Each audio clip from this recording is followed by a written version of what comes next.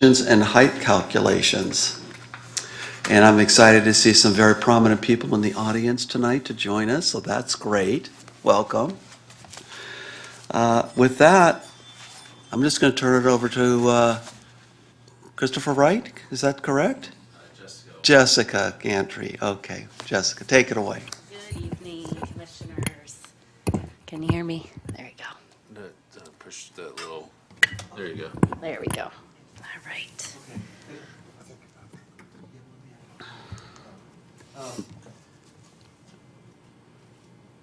Do you guys want to say, are you going to want to speak, distinguished audience members? Are you guys going to want to make any public comments? I'm here for ADUs. They do? Okay, so we'll make sure can we make sure we have time for some public comments? Great. Great. Thank you, commissioners. We're going to review some roof element definitions. So a little background, the batch amendments were initiated by City Council on May 20th, and on March 18th, we presented them to the Planning Commission. And the proposed definition for roof element was deferred to this study session. Staff has received numerous public inquiries regarding where and how roof height should be measured. In response, staff has identified a need to provide additional clarity on what constitutes a roof element and how it should be measured. The purpose of averaging building height within roof elements is to preserve the natural topography by encouraging articulated roof designs that step with the natural grade while discouraging excessively massive structures. The initial roof element definition and revised definitions are on the slide. The revised definition reads, roof element means a discrete and identifiable portion of a structure's roof that is separated from other roof areas by one or more of the following characteristics: a difference in maximum ridge elevation, plate line, associated building mass, or the number of stories beneath it.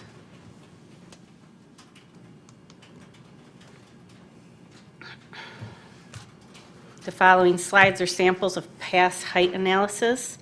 The purpose of this exercise is to identify different roof elements. This can be identified by the number of stories, differing plate levels, ridge heights, associated building mass. So 1403 North El Camino Real will be our first sample.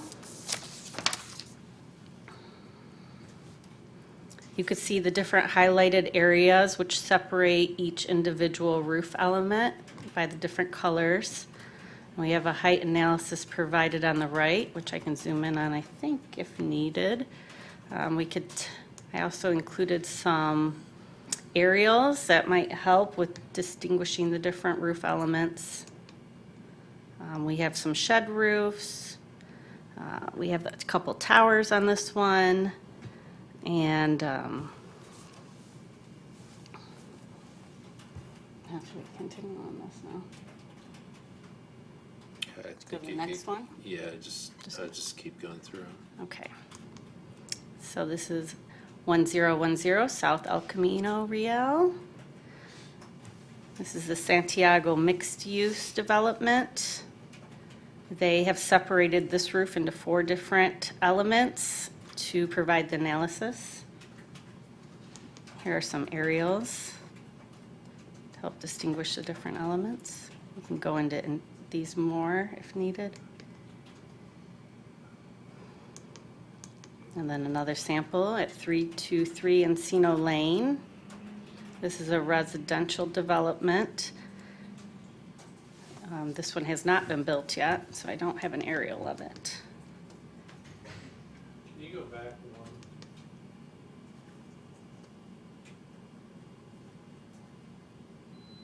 one? One more, sorry. Mm-hmm. Okay, so. All right, I see them. I couldn't see those. Thank you. Yeah.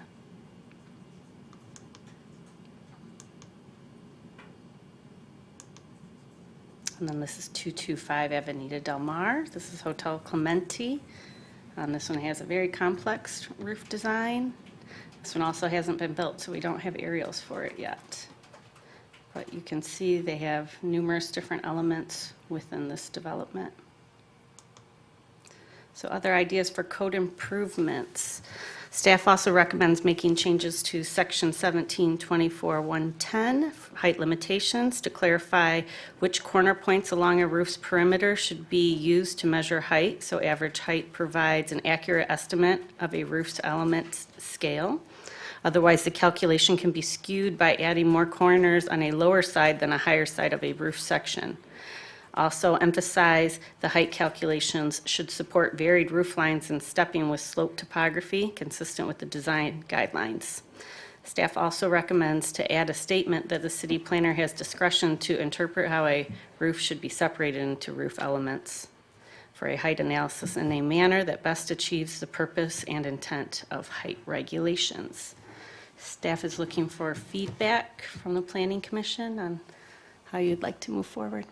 That concludes my presentation. Thank you. Oh, thanks, Jessica. I've got a comment just on this last slide, since I have a vivid memory of what happened last time with that number of equal points. I just want to clarify again, and the purpose of showing all those different colored elements is the idea is that it's an equal or representative number of points on a given roof element, not on the entire roof. We're not trying to dictate the design of a roof.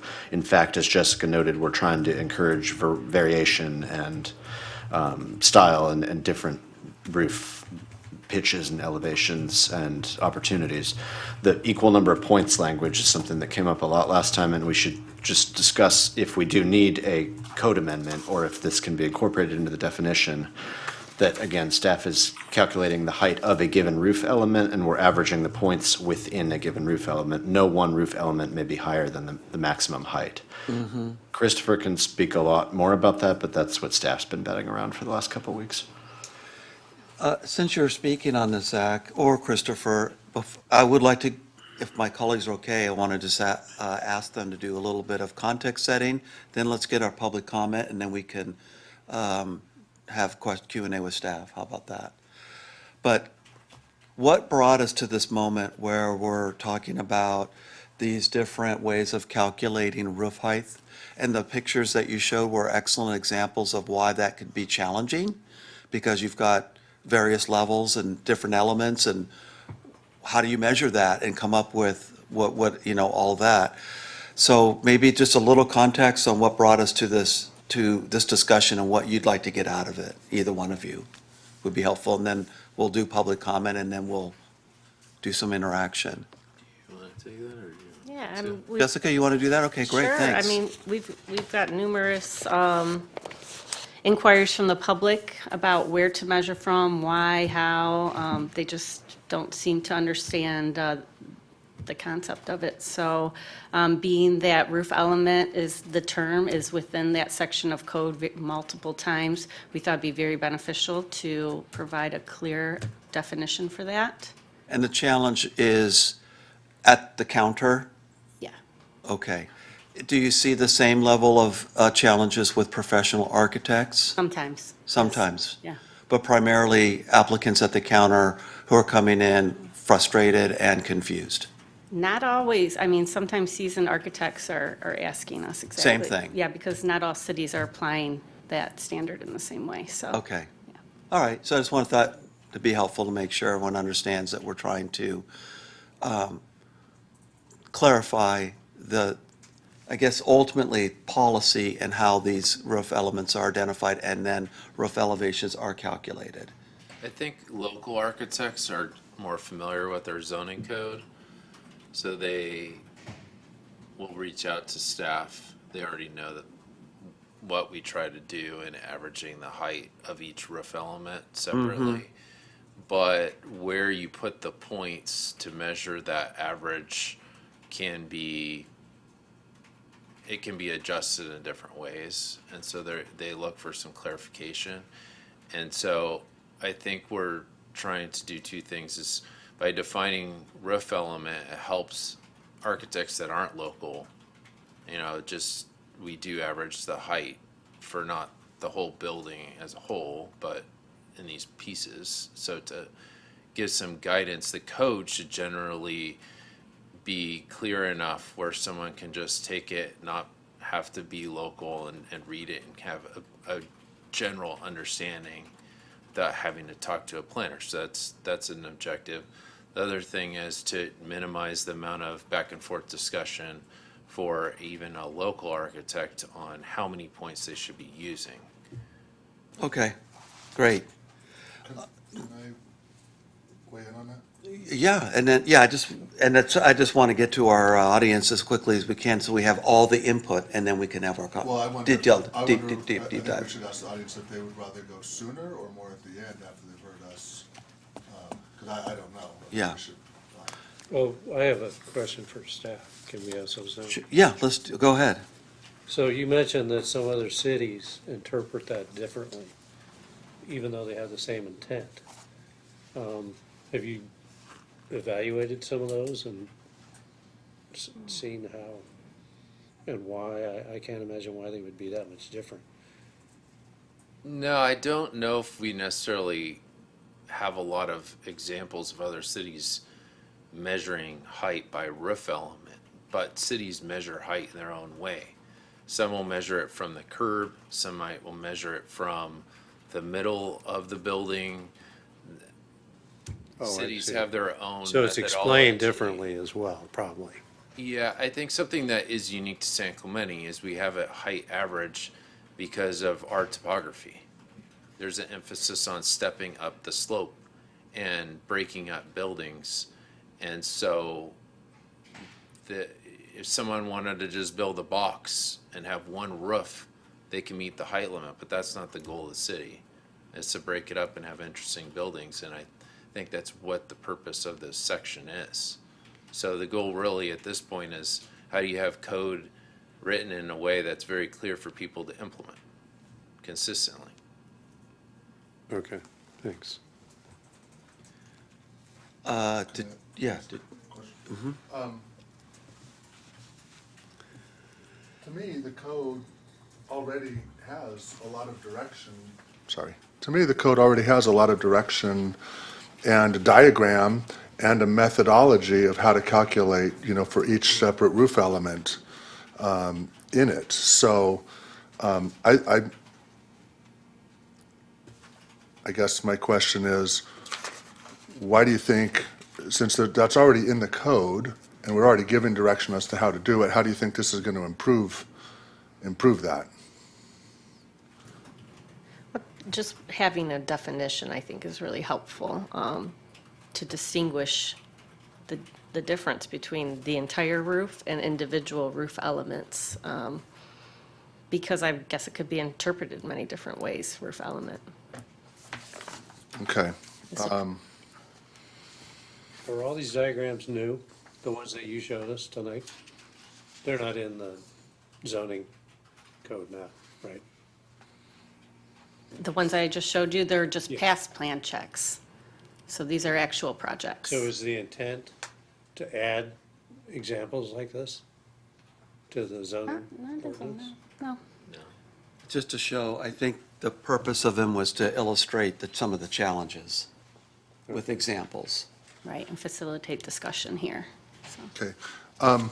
Do you think that, one of your points is that you think there should be, or you're proposing that there should be an equal number of points taken on, quote, each side of the roof, but that, to me, is really potentially going to have a stifling effect on architecture and architectural variety. How is that going to, create more roof elements or more, which sounds like one of the goals of this, which I don't really understand how having to change definition is going to create more roof elements or more variety or be more accommodating to different architectural styles. Well, there is no definition right now for roof element, so I believe this will only help provide clarity for the public. In terms of the equal numbers of each side, it's to ensure that it's a balanced, proportionate measurement for each element. So sometimes the elements don't stretch across the whole structure. but they do need to be measured so that it doesn't get skewed. Multiple points are on the lower side, which, would skew the calculation. So has that been a big problem from the public's perspective? You mentioned about, difficulty in explaining, how to calculate it, which I think whatever you do, they're still gonna have those same issues. But has your multiple points issue been a big problem for the public? It does come up once in a while. People don't know where to take the points, and then if they did take it from the wrong end, it could definitely skew the height measurement ultimately. Okay. How long, Can I add to that? I've seen projects where the building looks like it's over height, and they will have a part of the roof broken up in these little like corners, so then they could take more points on the side that is lower to the street. So it skews the math in a way that makes it look like it meets the height limit, but when someone visually looks at the roof, it is over the height limit. That's the main objective we're trying to avoid. This is not going to have any effect on the design of roofs. All it's going to do is proportionally mean that when someone calculates the average, it's equally distributing, it's equally accounting for a balanced measurement of what that average is over the area of that section of the roof. So it's just a mathematical clarification to ensure that someone is actually meeting the height limit. but I assume the city would not approve anything that doesn't meet the height limit as it's written right now, correct? Correct. I guess my question then is, what is a corner of the roof?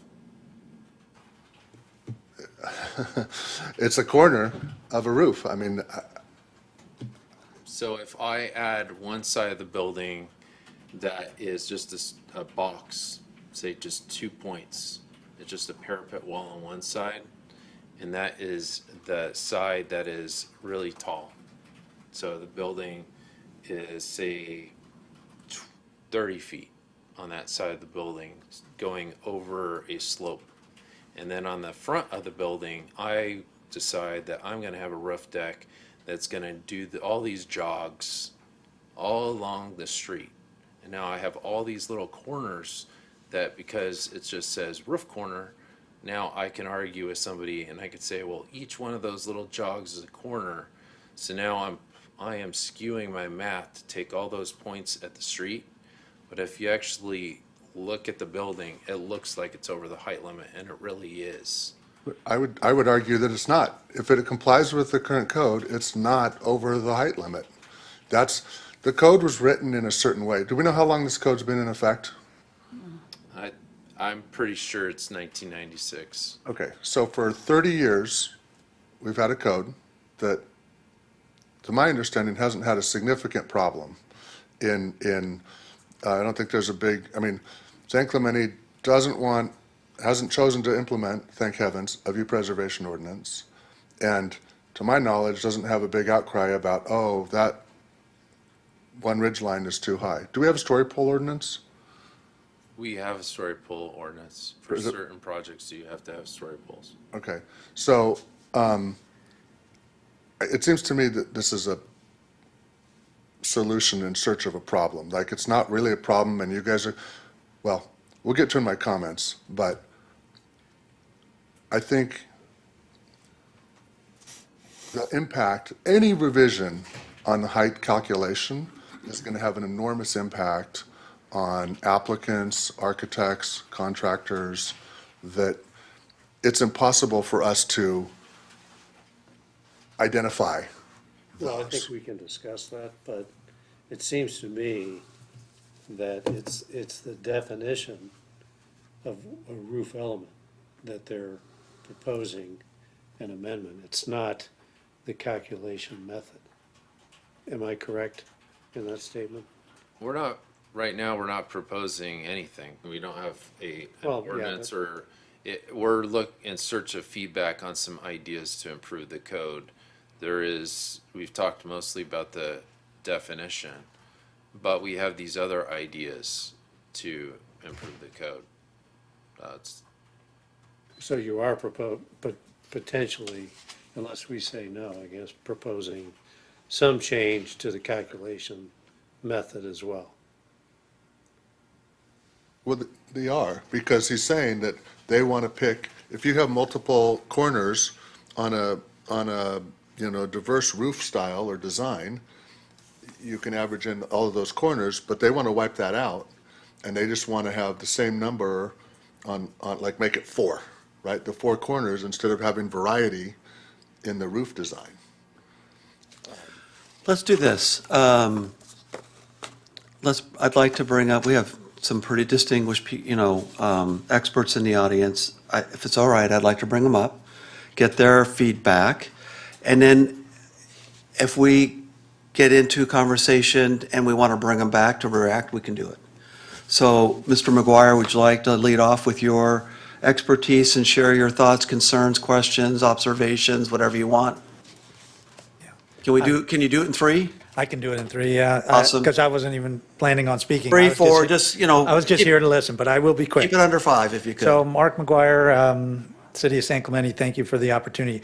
I think everyone's, trying to do this in good faith. I wasn't suspicious of anything necessarily. I just was coming to hear what was up because for the reason that Commissioner McCann said, which is this has been something that's been in place for a long, long time, and the architects that I work with it, and I think they've been working with it effectively for a long time. So anytime you're going to start upsetting the apple cart, it's like, okay, well, let's make sure we know what we're doing and we're not pulling a string that then ends up unraveling a ball that's been working pretty well for a long time.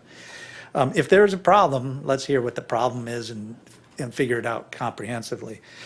I'm not an architect. I don't do these calculations, thank God.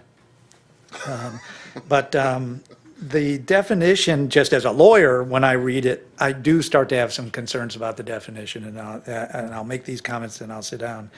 But, saying it means a discrete and identifiable portion of a structure's roof that is separated from other roof areas by one or more of the following characteristics: a difference in the maximum ridge elevation plate line, associated building mass, or numbers of stories beneath it. So, theoretically, when I read that, and again, maybe I'm just misunderstanding it, and then, maybe there needs to be more clarity to it. But if you had a flat roof and you did have a sloping site, and I know we like to encourage stepping up and tear it, down, that's good design. But having said that, if all of a sudden the roof changes from your number of stories changes from 2 stories to 3, say on Calle Santiago, 1010 Santiago, that's roof slopes down. All of a sudden you have another floor underneath it, but it's still the same roof element there. All of a sudden, does it become a new element for that back half because that's now has a different floor underneath it? So those are the types of things that I think as you start to try to actually grapple, it could be complicated. So that's just one example that came to my mind when I'm reading it. If it's, any one of these things, then there are situations where it may be, well, that wasn't really what we meant, but there it is. It's in the definition now. It's in the code. So anyway, I'll shut up. Thanks. All right, Mark, thanks for your interest here and helping provide your perspective. Mr. Luna, could we get your comments? And we're grateful that you're here as well.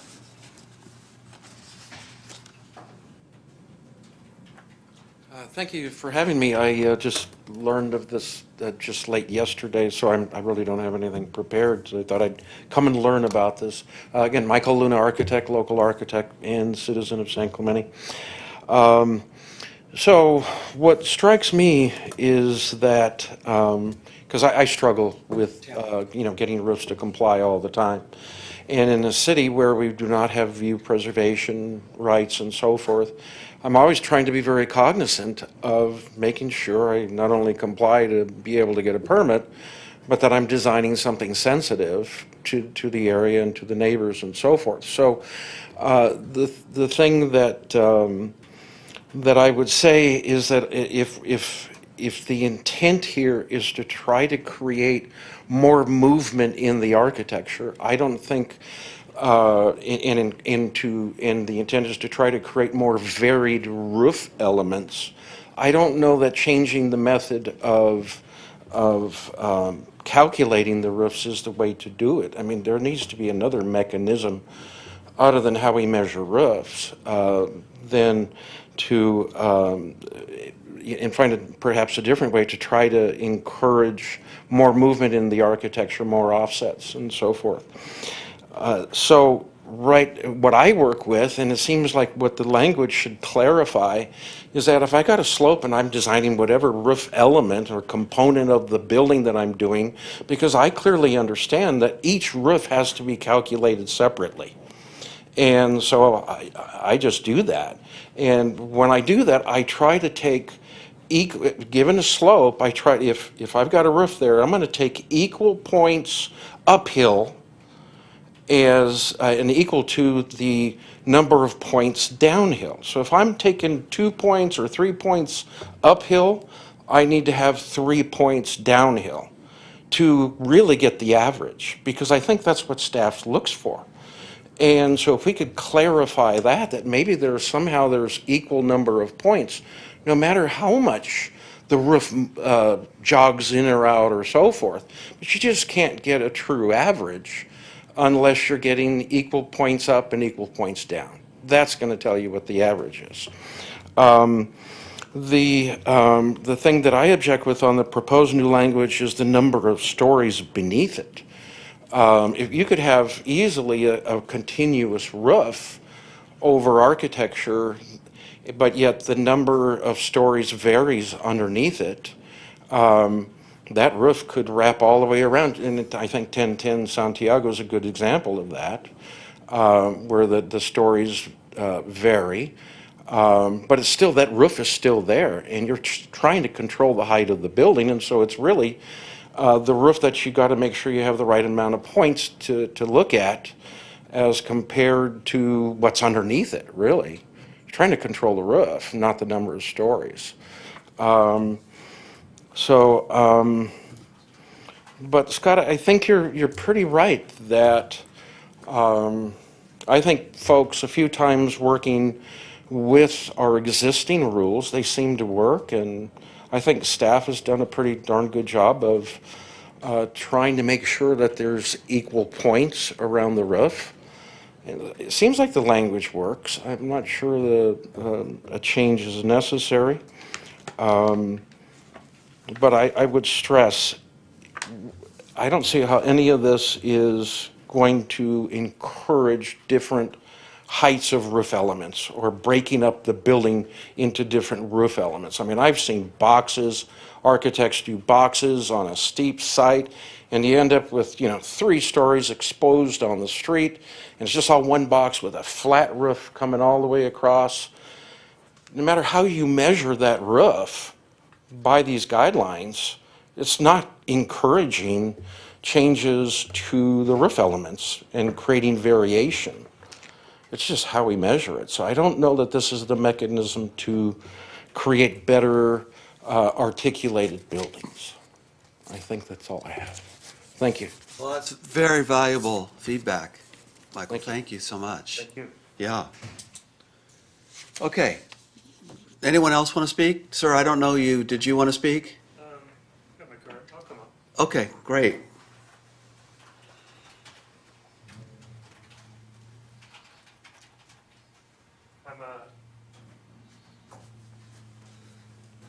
Hey, City.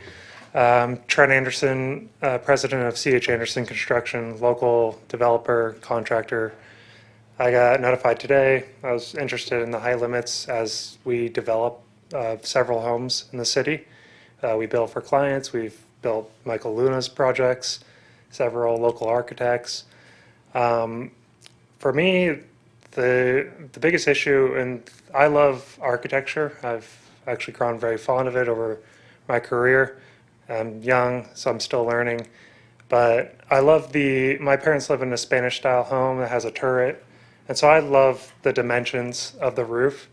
Sometimes it'll go over the 25 feet, but the rest of the roof will stay under. So I think by definition and what we have, I think it's great.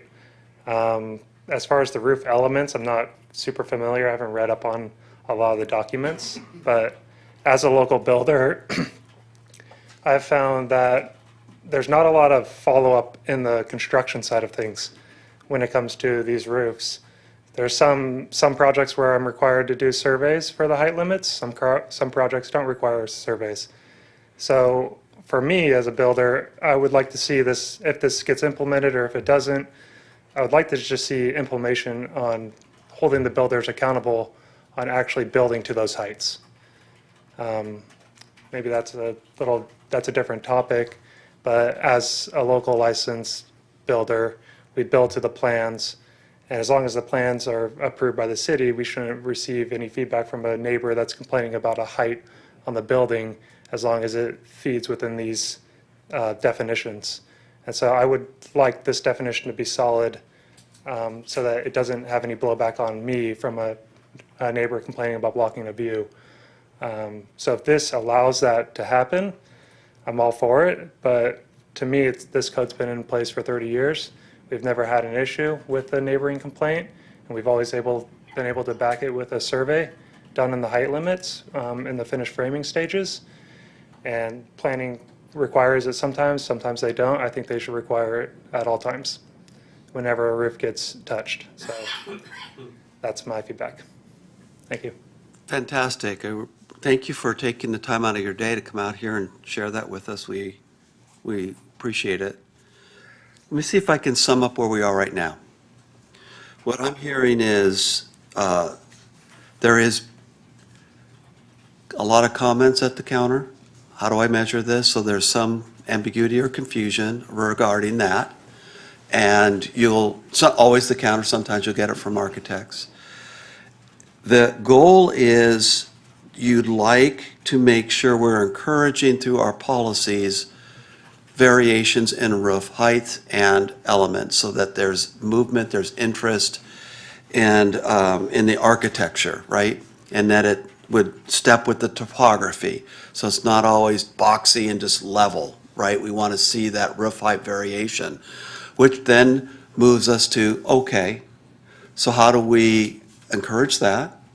And then standardize the measurement process. That's what I'm hearing. Are we on the same page? Is that where we're at? Okay. All right. And Commissioner McCann, I think what I'm hearing from you is agreement. And why do we need to make any changes to what we already have if it's working? Yeah, I mean, that's definitely part of it. I mean, we've had a code that's in place, we think, for approximately 30 years. I'm not aware, I mean, the first time I built something in town and I had to learn and figure out, okay, this is how you do it, and then Yeah. you just do it and work through it. It is in the code, it shows, there's a diagram in the code that shows a house with 3 different roof elements on it, and it gives a little example as to how, where you get the corner points from, and then you do the analysis. And each element has to be under the height limit. I'm not aware of a significant problem. I think that everything that's been built, that's been approved by the city would only be approved if it was in compliance with the code as it's currently written. So I don't see a need, I think that, I don't see a need to revise it. I do think that any revision is going to have a big impact on the people that are building, designing, and developing new projects. And it's impossible to predict what those impacts are going to be because every site is different, every architectural style and stuff is different. And so I'm just very leery to make any changes that will have an impact. Unintended consequences is your concern. Exactly. Okay. Exactly. Okay, what I heard from Mr. Luna is, and I'm looking now at the staff, equal number of points, equal number of corners on opposing sides. So are you guys in agreement with that? Yes, that's I mentioned that there's 2 parts to our recommendations. One is the definition, and then there's other ideas that we have. One of those is what Mr. Luna is suggesting, is Okay. to to clarify how many points that you use. So that's one of our suggestions. Okay, Can I weigh in? yeah, For what it's worth, and I heard what Mr. Luna said, I think, I'm strongly against that. That's my opinion. And by the way, it depends on the site. Like, I'm building a house right now, and the whole roof is, but if it's the architecture, the whole roof is flat. So if you wanted me to have multiple roof planes on that, I would go, I had neighbors across the street that were saying, please don't block my view. And I designed the house with a flat roof so it doesn't block their view. And if I made it with articulated roofs, it would have blocked their view. But, so, I mean, everything is site-specific. sure. Yeah, okay. I guess the only other thing I heard, and that was regarding the definition, and that maybe that's a little confusing because the number of floors or the different, that's a little confusing. Like, it's really the roof height that matters. Shouldn't matter how many floors are underneath of it. Did you want to speak to that? Why that's something that, your thoughts about that? And then I'm going to be looking to my colleagues if anyone wants to comment, question, so Yeah, you're coming next. Yeah, I do think that that's a good point that was made. I would change the definition to be more focused on to say separated from other roof areas by a difference in maximum ridge elevation, which has been the predominant basis of defining roof element my time at the city. But I have seen at times where plate line it does help to distinguish one roof from another, and without getting into the number of stories. So I would say by a difference in maximum ridge elevation or plate line. That's Okay. how I would change that. All Because right. then it's focused on the roof. We do have height standards in some zones for plate line height and maximum top of roof height. So I think that correlates with our height limits well. And you're good with each element being measured independently? Yeah, I think just To, maybe just generally, yes, the code is not broken. It's Okay. not like the code is broken. It's just in working with a lot of applicants over the years, I think this is a pretty reoccurring topic that we have with architects because the code could be clarified in some ways without having unintended consequences. I think that it is working, but I think the code should be relied upon for a good amount of the clarification that someone needs to design a project. And then talk to a planner if needed, is usually our goal, staff. all right, I kind of want to give everyone a chance to speak. Mr. Freeman, did you have some stuff? And then we'll just go on down the line and end with you guys down here at the end. Brett, So, Chris, you had mentioned that the code isn't broken. Is there some element to the code that could be defined better that we're missing? Yes, a definition of roof element Aside from that? and, yeah.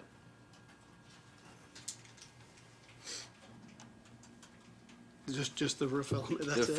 Well, it's defining what a roof element is. Yeah, And that when the code says that you need to average a roof element average to the corners of the roof element, I have seen projects where not all professionals are, some professionals I have seen they will design a roof to game the math by putting more corners on one side to make it look like the building is lower than it really is right. visually. So is there some language in that we could make to simplify that, to make it so that fudging wouldn't occur? Well, that's the equal points, maybe. Is that what you're looking at? Yeah, I think at this point, we were just looking for conceptual feedback Okay, on So you these. don't have 8 on one side and 2 on the other. makes sense. Right, it's lower here, so we'll do 8, and we'll higher here, so we'll do 2. So if we do equal, Right. Okay, that's all I had. Patrick, your thoughts or comments, questions, observations? No, I'm a fan of, I would support getting a definition in the ordinance. Clearly, this definition isn't the one that's going to work, but I'm always a fan for having that. I know it's not broken, but if we have definitions in other parts of our ordinance, why wouldn't we have one for here? So I'd like to see us get one in the ordinance, and that's it. Got it, okay. Can I come back to you? Sure. And do Steve, and then Gary, did you want to weigh in? Then Gary, you'll be there. Of course. So, yeah, I agree with what Pat said, that there should be some sort of definition for roof element, and I'm a big proponent of diagrams. It's not difficult to put diagrams. I mean, you guys brought some tonight, and just to indicate whether it's in a plan view or some sort of a perspective, what the roof elements are. You know, you have a flat roof, you have a, turret roof, which has multiple points. You've got gable, hip, and some of these include most of those. So I think we should put a diagram, and it should say this is not comprehensive, but it does give us some examples. Now, as far as the verbal definition, that's pretty tough, and I agree with Mr. Luna that I had an issue with the number of stories, because that really shouldn't come into play. And I think you already agree with that, right? So that should be stricken either way. And somehow it should be implied, I think, that, yeah, there should be a balance. Not necessarily equal, because equal is sort of a different definition, but there should be a balance of points on the uphill and the downhill side, because that's really where it applies, mostly. I mean, if you have a pretty flat piece of property, Not if an that's issue. existing grade, it doesn't matter, right? So it's got to be uphill and downhill. And some of these, they slope in 2 different directions, right? So I think it's not going to be equal, but it needs to be balanced. And I think balanced is a word that's open to interpretation. Now, in terms of the calculation, the way that's done, I think it's fine. I mean, we've had to do it, plenty of times, and yeah, it can be complicated, but that's because you're looking at a complicated piece of property, right, that has, I mean, my house is a good example. It slopes off to the side, not towards the view necessarily, but there's different slopes. So, yeah, you gotta figure it out. I mean, that's what good architecture is, right? Figuring these things out. So that would be my input, is that we do include a diagram that gives us a lot more examples. We strike, maybe verbally, it's too tough, but if we do put something in, it should say balanced instead of equal. Okay. And I noticed in here too, that it falls to the planning director or senior planner, it was in here somewhere, for ultimate, final say. So there you go. If somebody's trying to game the system, then, you have the ability to interpret that appropriately anyway, Very good. so. Gary, you want to weigh in with your thoughts, and then I'll give you the last one. Yeah, I mean, from our last meeting, I did see on the flat surface how somebody can game, depending on the number of, and almost have like a tower, if they have, a whole bunch of points on the lower end, then you get unbalanced. But this mainly talks about, they must have problems with lots that have natural topography issues. In other words, they're on a hillside. And I think, this encourages them to sort of stay close to the topography, if that's what we're talking about here, the natural topography. But my first question would be, when you measure, let's say a lot is graded, and say it slopes to the front of the house, and you have to grade to, back from the street, where do you measure that roof line? Do you measure from the graded surface or the natural original topography? It depends on where the property is in the city. Well, I know that, but say it was on a hillside, okay? And now you're going 10 feet down at some point back to make a flat, so that you're not building a house that looks like it's, a house built on the plains where you're built into the sod, into the, mountain. Where is that at the very Pretty sure back? it says existing. Yeah, it's the Well, original- existing- Original Existing topography, grade. natural topography. Well, let's say But the- it's a development. The pad grade, though, wait, Then it's- take just a single house. It's existing grade. It's measured, it depends on where it is in the city, because there's areas that are mass graded, and that's supposed to be taken from the mass grading plan. So like an area like Talega where they did big earth movers, it's supposed to be taken from that grade after the big earth moving in. structures. And then in more closer to the coastline, it's taken from original grade. So Meaning like, before the tractor goes in, that's the original grade? closer to the coastline, it's the natural For the, topography. for a new house that I want to build. So, like here, okay, this is the grade, here's the street. Yeah. Okay, I want to build a house, and I can't build a house like this. I need to do some grading probably, unless I want to dig, well, you'd have to dig in, or else you wanted a cantilever, which would make, a terrible height you'd have there, It's the original grade, before grading. before grade. Yeah, if you're in like a big tract like Talega. No, I'm or- talking about just a Right. single. It's the natural grade before a bulldozer hits it. Before you do any, Grade. Right. before you put a shovel in the ground. Yep. So that could be a pretty small measurement at the back. So like if I went in, because this is, my lot, and I came in like this and graded, and now I'm building my house here, and this is like a wall, for the back, you're not gonna start measuring the height of my roof till this original grade? Correct. Original grade. Which could be, 5 feet, even though my backyard goes back 20 feet. It's already been graded in some way. Yeah, it's flat, right, so I can build on it. But the back of the house, if there's some hillside, next to me because I've graded in, that's still natural topography. Yeah, so that's what he is.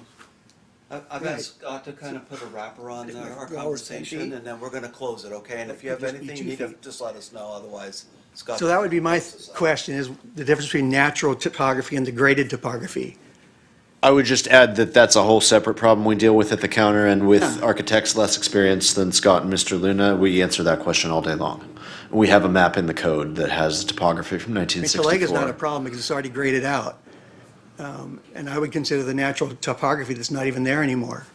But if you have a house that is, you're putting in, like say Palizada, right?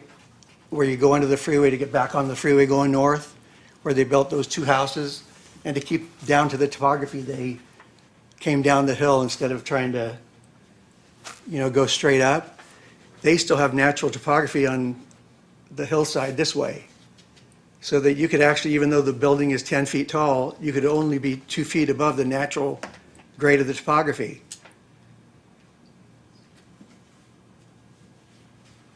Okay, let's, Yeah, well, wait a minute, that's my question, don't. oh, it's a question, Yeah. okay, sorry, I thought it was a statement. Yes. I think there's a- It's taken from the natural topography without grading Yeah.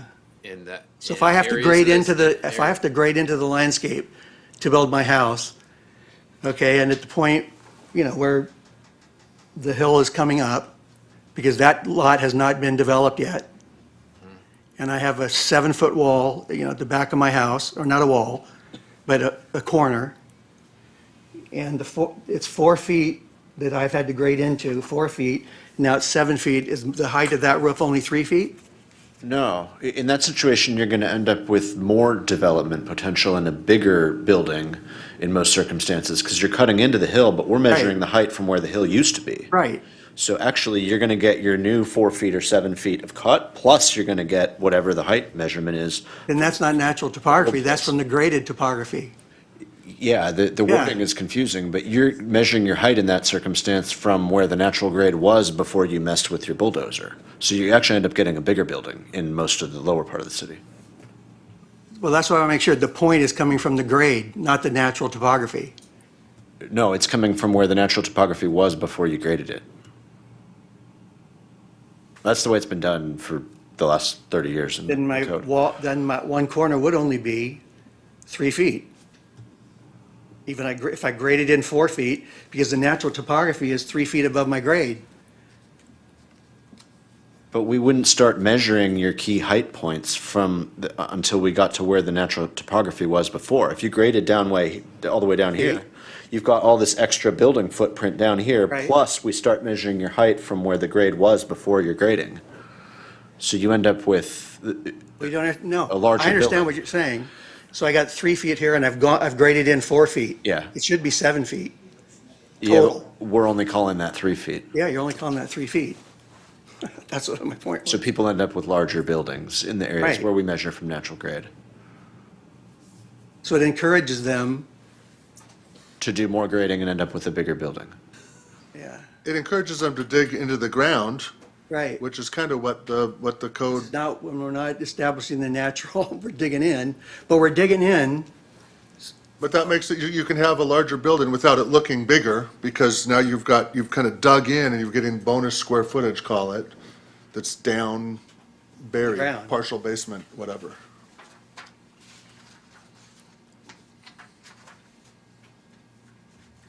We need to wrap up. Is there any final questions, or you want to make a recommendation? Otherwise, I don't know, did you have any final thoughts, Scott? I don't want to cut off Yeah, Dr. I'm just trying to figure out. well, I think that end, I need to still understand that. I can understand on the front end of the house that you're gonna discourage somebody being out on a cantilevered pier, because that would be from the natural topography up to that roof line. But to go on in, Okay. as long as you're going from the graded point, not the natural topography, then that's fine, but, okay, well anyways, I tend to defer with the staff, but this is somewhat, a little bit kind of confusing when you get off a flat lot. And I can't see how they can game the system. That's it.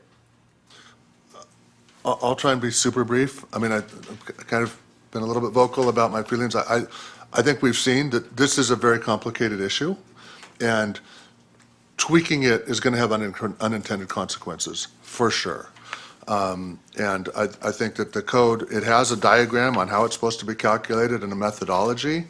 I think it's been working. I think this proposal is kind of, I don't think it's a big problem that needs to be messed with, because we just really don't know what we're gonna find. That's my opinion.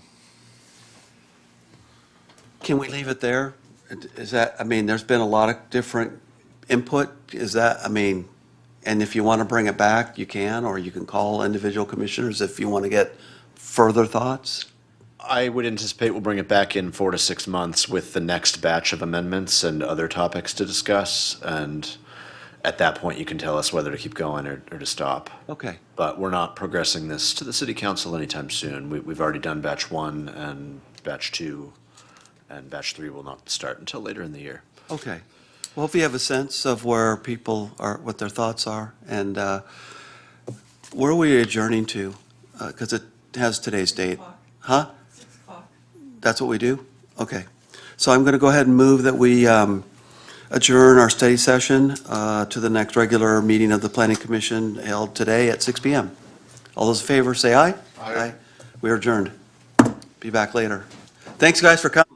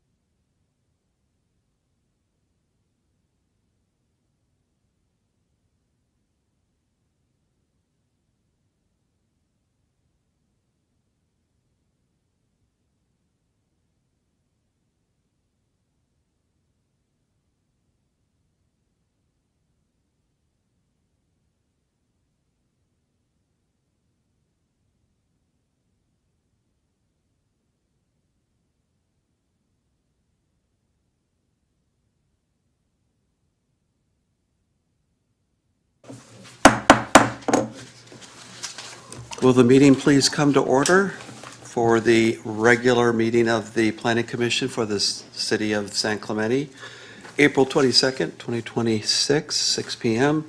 Running just a little bit late now at 6:16 after our last study session.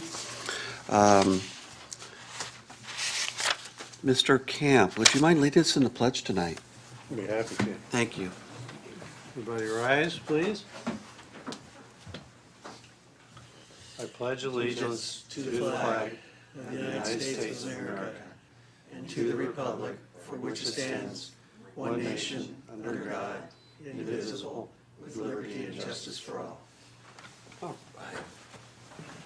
Thank you very much. All commissioners are present tonight. That takes us to special order of business. There are none. And now we're at the minutes. Anyone have, that's item 5. Anyone have any comments on the minutes that was here? I think Commissioner Loeffler and Camp were not. Everyone else is eligible? We're good? Do you want to make a motion, Patrick? Move approval of the minutes. Seconded, okay, we have a motion from Commissioner Griffin and seconded by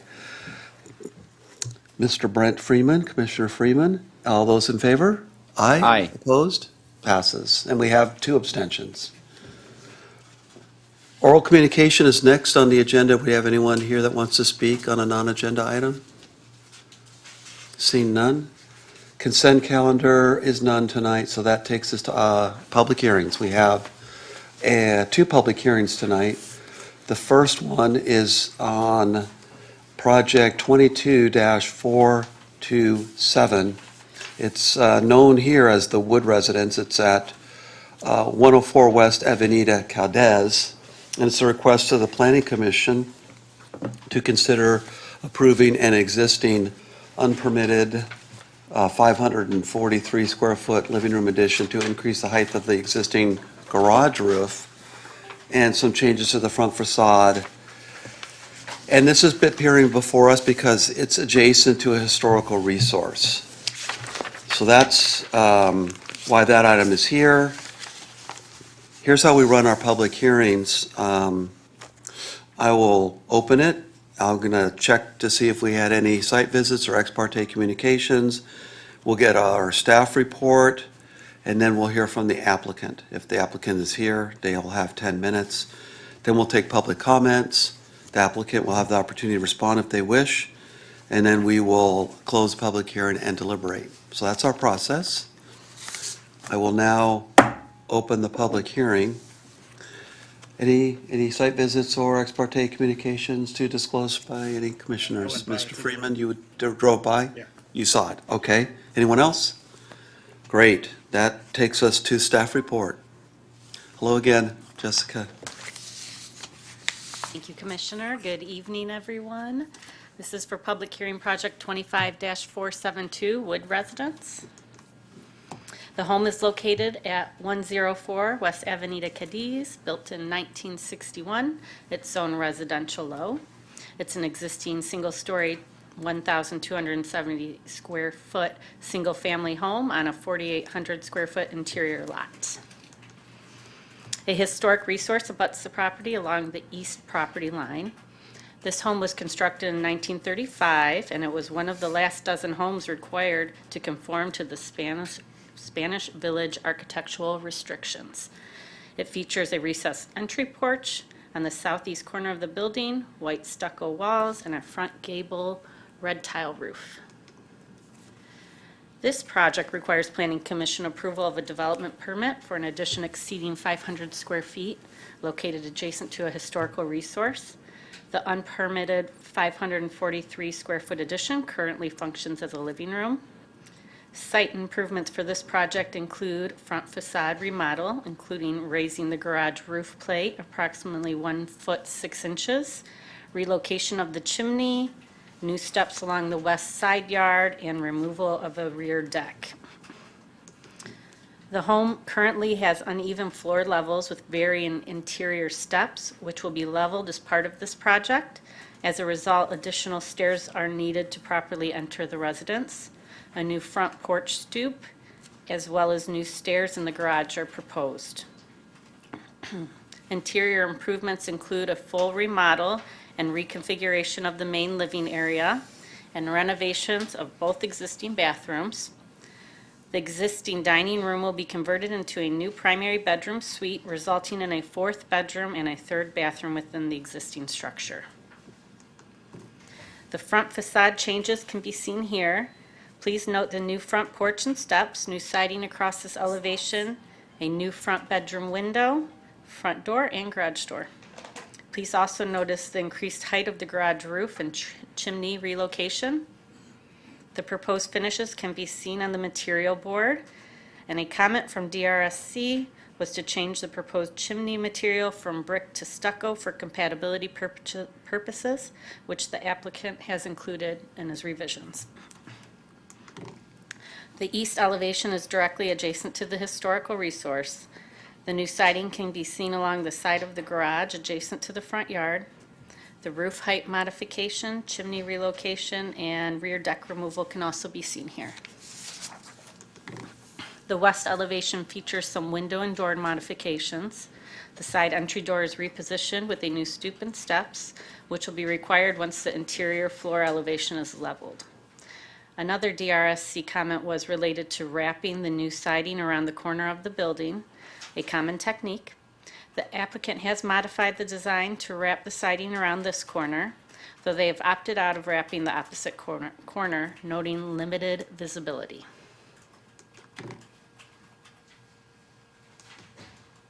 The rear elevation shows the addition of a window for a new bathroom, the deck removal, new porch, guardrail, chimney relocation, and new side entry porch.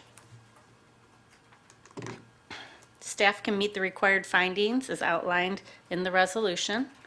The project is consistent with the general plan, complies with zoning regulations, is consistent with the design guidelines, is not detrimental to health or safety, is in character and compatible with the neighborhood properties, and does not negatively impact the historic resource.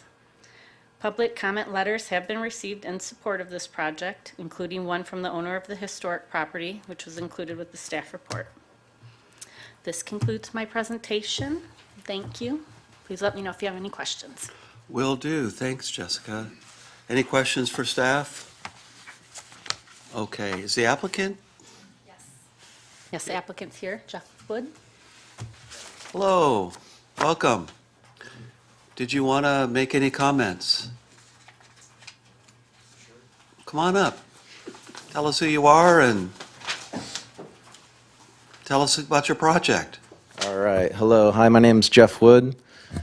My family and I, we just purchased the home in August of last year of 2025. We're just looking to remodel the house to make it a safe, functional home. I have a stay-at-home wife and 3 little kids. I'm a firefighter. My boys at the station are watching right now. I took work off to be here. They wanted a shout out, so if they're watching, what up, Station 28? So yeah, we're just looking to make the house safe. It's really dilapidated. Apparently, the house was owned by a guy who rented it for like 20 years, and none of the neighbors liked him. And they're all really excited that a young family's going to move in and make the house nice and fit in with the neighborhood. So appreciate, you considering all that, because when we bought it, we knew the house had some issues, and we did everything we could. Our goal has been to buy a house in Southwest San Clemente. It's been our dream for many, many years.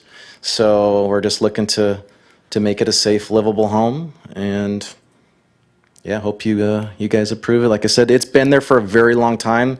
There's really no permits on file with the city. The only thing I found was in 1993, it had a re-roof permit, which was the same layout that's currently there.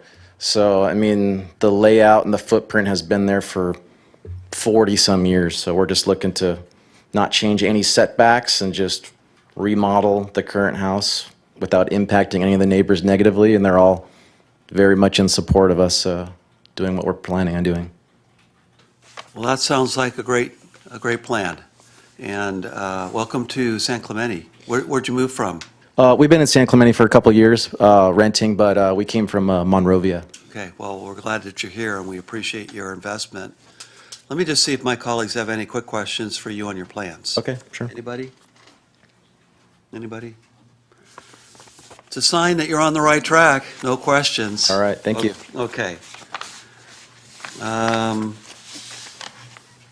Larry, I know you're on 8B, right? Not this one? Okay. There is no other audience member to make any public comments, so we'll pass that on. So, any questions for staff or discussion with staff? I'm going to go ahead and close the public hearing and look for a motion from somebody, please. I can make a motion that we can support all of the findings, the required findings. And we did make a couple of suggestions at the design review subcommittee, which they implemented. I tend to agree that one side, it's not really visible, so didn't really need to wrap the material on that side. So I make a motion that we approve. Let's see, what's the, get to the bottom of this thing here. Yeah. What page is that on? Here. I think it is page number 7. Okay, I make a motion that we approve the project as presented with all the required findings. And how about the CEQA, do you categorically exempt? And yes. Okay. along with that. I'll go ahead and second your motion. So we have a motion from Commissioner Camp approving Planning Commission Resolution 26-012 and the development permit of 26-047, the Wood Residence, with all the attached conditions of approval. Is there any, and I seconded it, is there any discussion? All those in favor? Aye. Aye. Opposed? Passes unanimous. Thanks for all your work. The way this works is you have been, your permit is approved, but you need to wait for the next city council meeting for them to approve the minutes, and then you can go to the counter and pull it. All right? Thank you for your service as a firefighter as well. We appreciate you. Thank you. At Station 28.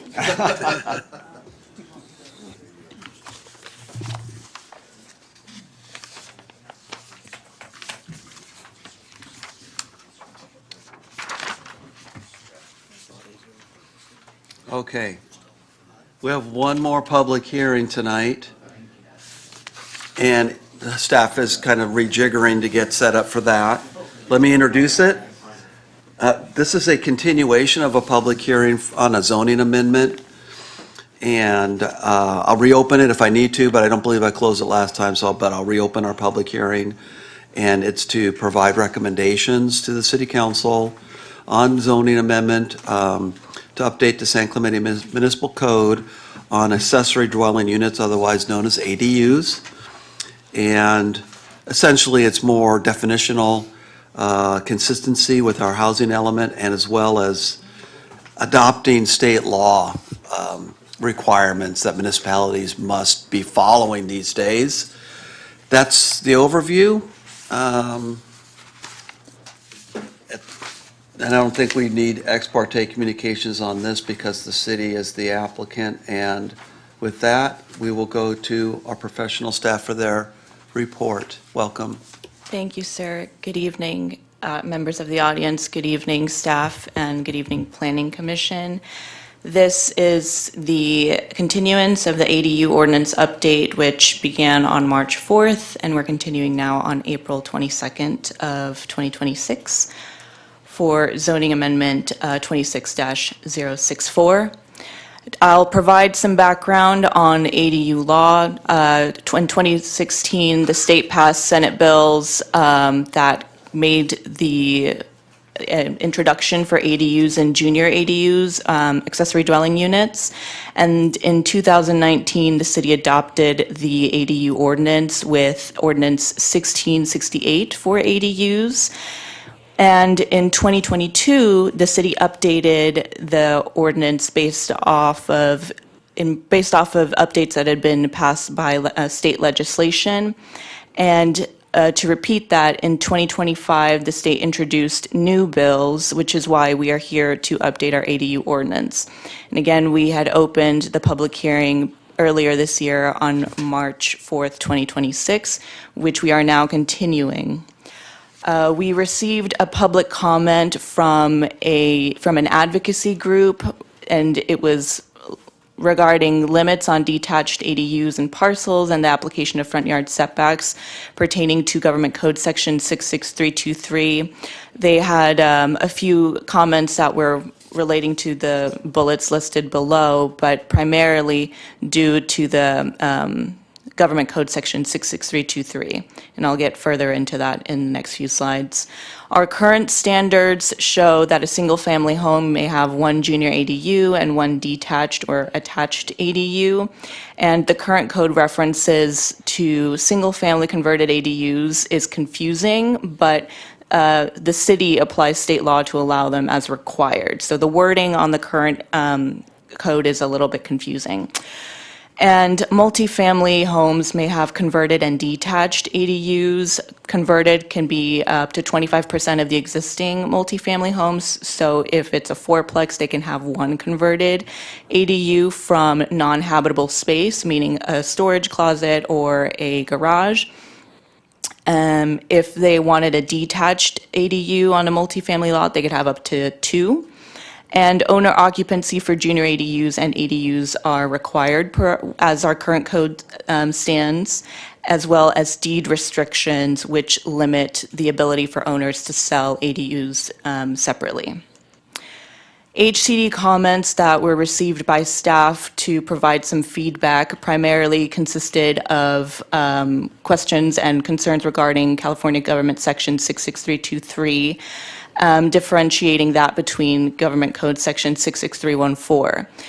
Government Code Section 66314 is what the city has been primarily using to establish our code, which states that we can apply some development standards, including what we've had before with the lighting and the roof pitch, as well as front yard setbacks. However, 66323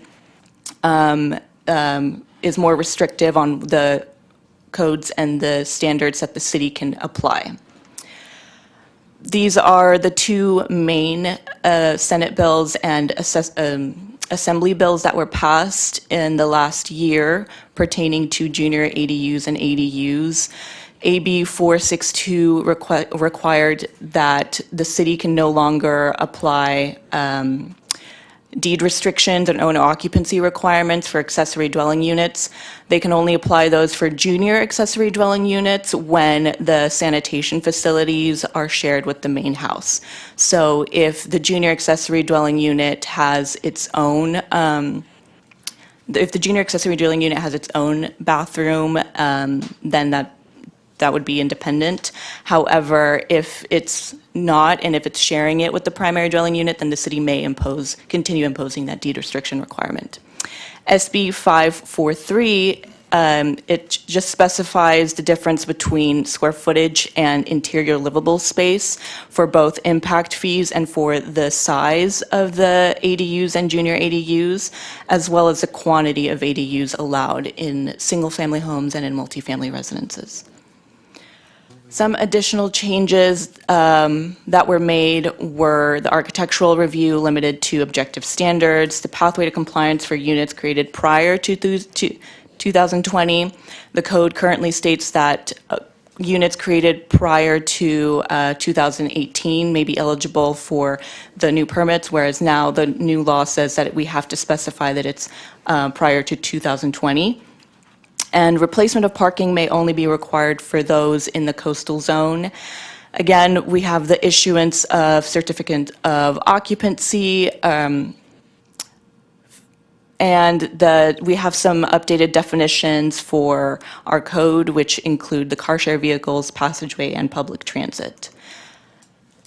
Since our meeting in March 4th, when the public hearing was first opened, we went back to create some changes or to modify based on the comments from the informal comments from HCD, and those mainly include the combination of the different types of ADUs that are allowed per new legislation, as well as the difference between projects created or qualified projects created under 66323 and 66314.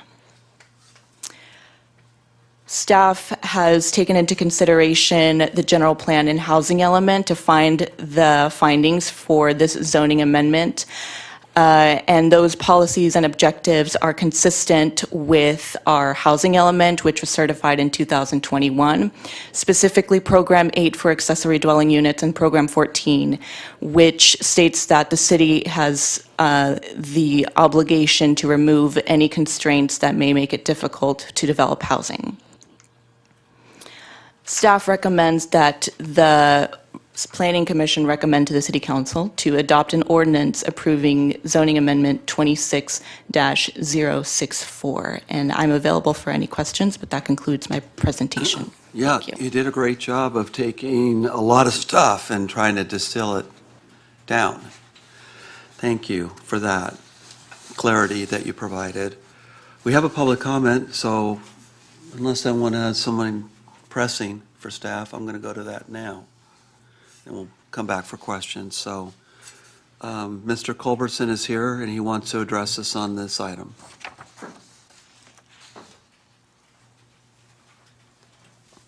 Welcome, Larry. Thanks for taking the time to come and talk with us today. Thank you.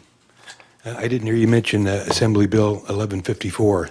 Maybe you could talk about that. That was came effective on January of 2026. That continued to make it more and more easy to build ADUs.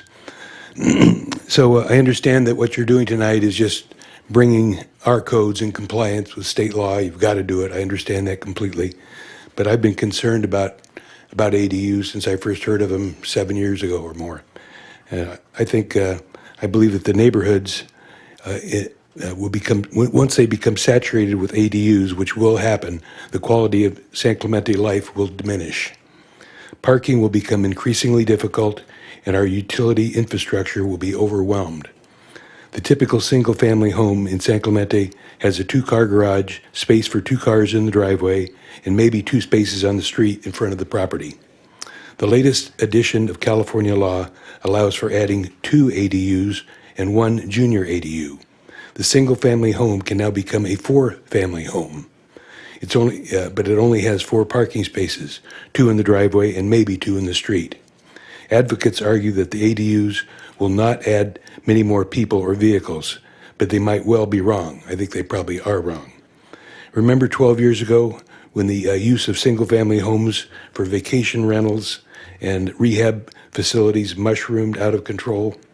It was a nightmare. But the state allowed cities to pass ordinances to control them, and we did that. We have little control over ADUs. On the contrary, the state is making us set goals to create them. They've eliminated our right to require owner occupancy. So big out-of-state or out-of-country money can come in, buy up single-family homes, and turn them into fourplexes. Our utility infrastructure was not designed to handle the needs of 20 people living on a property that was designed for 4 or 6 people. I live down in the Pier Bowl, just above the Pier Bowl, on Avenida, the 200 block of Avenida Victoria, and housing is very dense down there. We see people parking on their front yards. People have concreted over their front yards for parking. They park on the radius of the corners. They block sidewalks, block driveways. When people get desperate for parking, they make a mess out of the area. And you haven't seen anything yet. Wait till all those places around me are divided up into 3 times what it is now. It's going to be a mess. I don't know why more people are not afraid of what's coming our way. So is the city looking into ways to mitigate these potential problems that the state mandated ADUs requirements are bringing to us? If they're not, please make your recommendation to the city council to set up some kind of a commission to plan for what's coming our way. Thank you.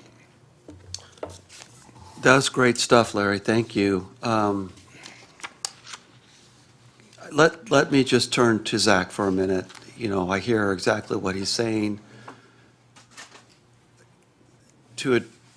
from your perspective, can you maybe confirm that I believe everything that you're doing here is to bring our housing element into compliance with state law? We're required to do it to maintain our housing element eligibility, and no more. You're only doing what is required by state law and no more. That's correct. Yep. Larry, I really appreciate your comments because I think they're spot on.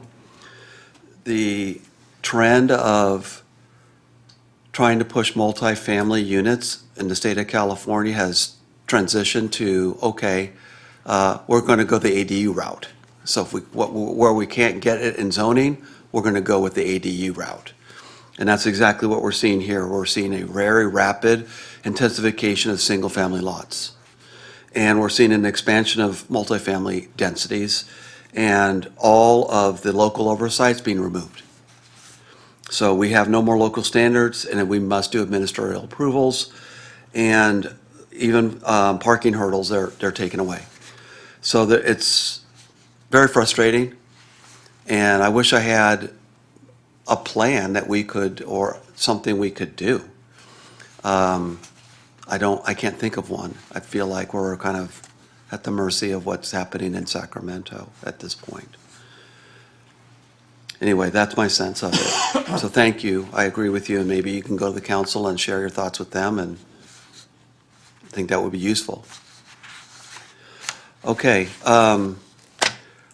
Colleagues, do we have questions for staff? Is there anything you guys want to talk about or get clarifications on? Commissioner McCann? You mentioned in the slides, one of the items was to update the size requirements, something regarding JADUs. What is the changed language there? In the original code that we had presented on March 4th, our junior ADU section of the code had no maximum size requirements for them, even though state says, and I believe our previous code might have said that. We took a new template, so it's a completely new update, and that update did not include the 500 square foot requirement or maximum size requirement for that. So that is what the modification is. Okay, thanks. So a lot of, like, the pullback from March 4th to now was based on primarily that letter that came in from the advocacy group, right? That and the meeting that we had with, that staff had with HCD that day, earlier that day. Okay, so do we have, and I'm looking at you, do we have a better sense now with these revisions that we're more in line with, like, we shouldn't have opposition? Does that make sense? Based on our conversation with HCD, staff has done our modifications to the code presented on March 4th to amend that to address their concerns. Those concerns are addressed in the red line copy in your packet. Okay, thank you. But we haven't heard from the advocacy group? We have on not heard from any other public comment, no. that? Okay, thank you. Anyone who has comments? Commissioner Camp? So there are two code sections that you reference here, 66-323 and 66, actually there's 66-322 and then also 66-314. And it looks like it said, at least I'm reading in the blue here, it said California. Isn't this a state requirement? Because the California part of that has been crossed off. Can you point out the page number, please? Actually, It's in the red line copy, right? Yes, that's where he is. Okay. it was on page, The red lines Sorry, I aren't lost- page numbered, right? oh, Oh, are you talking about the yeah. e-development standards? yes, development standards. Created created consistent with government code sections, yes. Aren't those California codes? They are California codes, yes. I think we should be specific about that. to keep California on the red line. I mean, I know we're just asking questions here, but I was wondering why that was crossed out. I'm actually not sure why that was crossed out. It might have been redundant. That's a good catch. I think that was provided in what HCD staff, prior to our meeting with them the same day as the last planning commission meeting, March 4th, they provided us what they were calling informal guidance, but it included some strike through and red line. I believe that was them crossing out California government code and also crossing That's in out California. under and writing consistent with rather than under. I just think we need to be clear that it's the state that's imposing these requirements with that code. And so we should leave that in.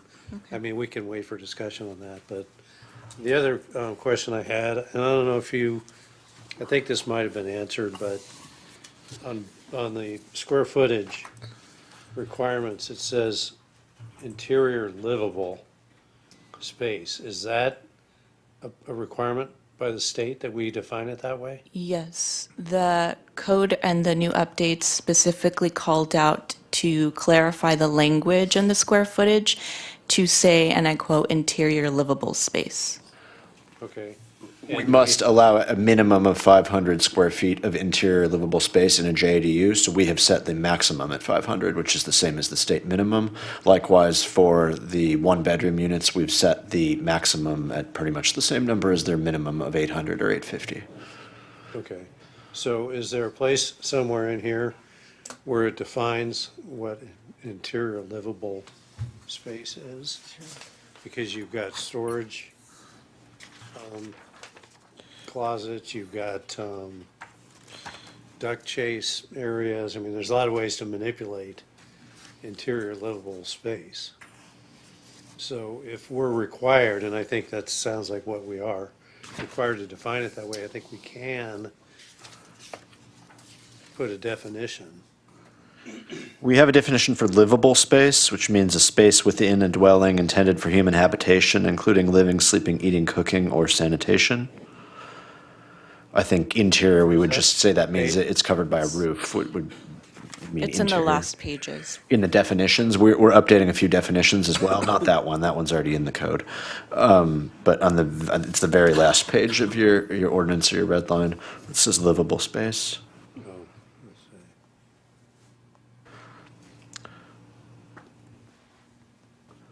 Last page. Oh.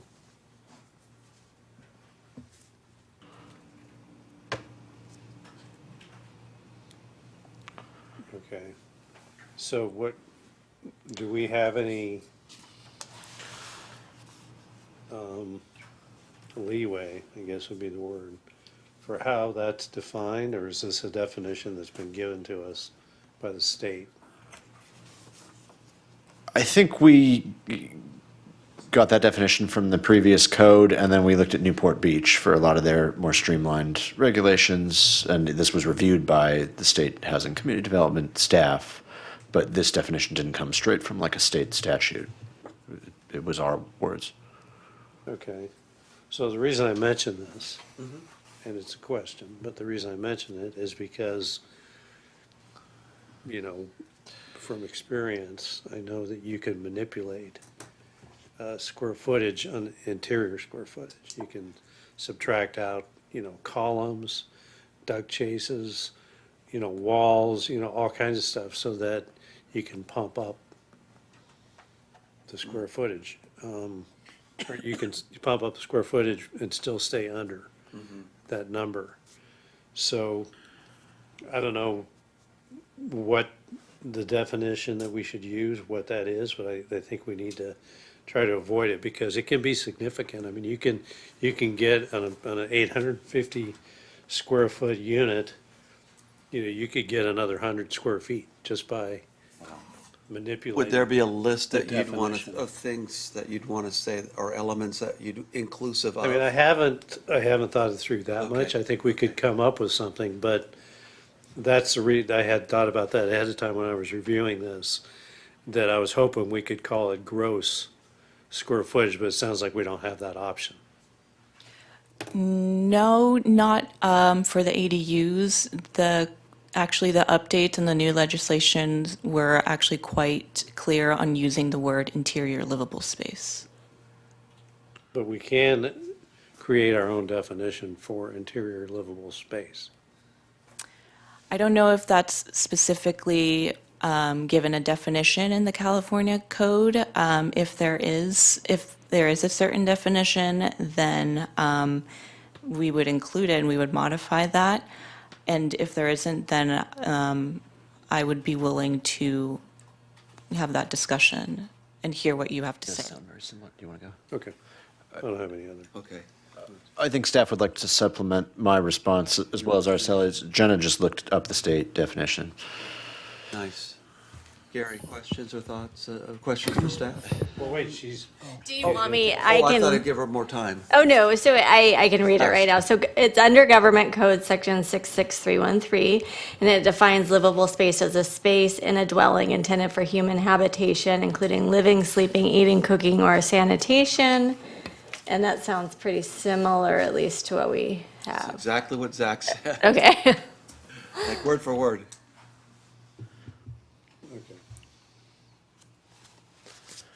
We can't say comma, inclusive, air duct, wall space, you know, Well, good. you Yeah. know.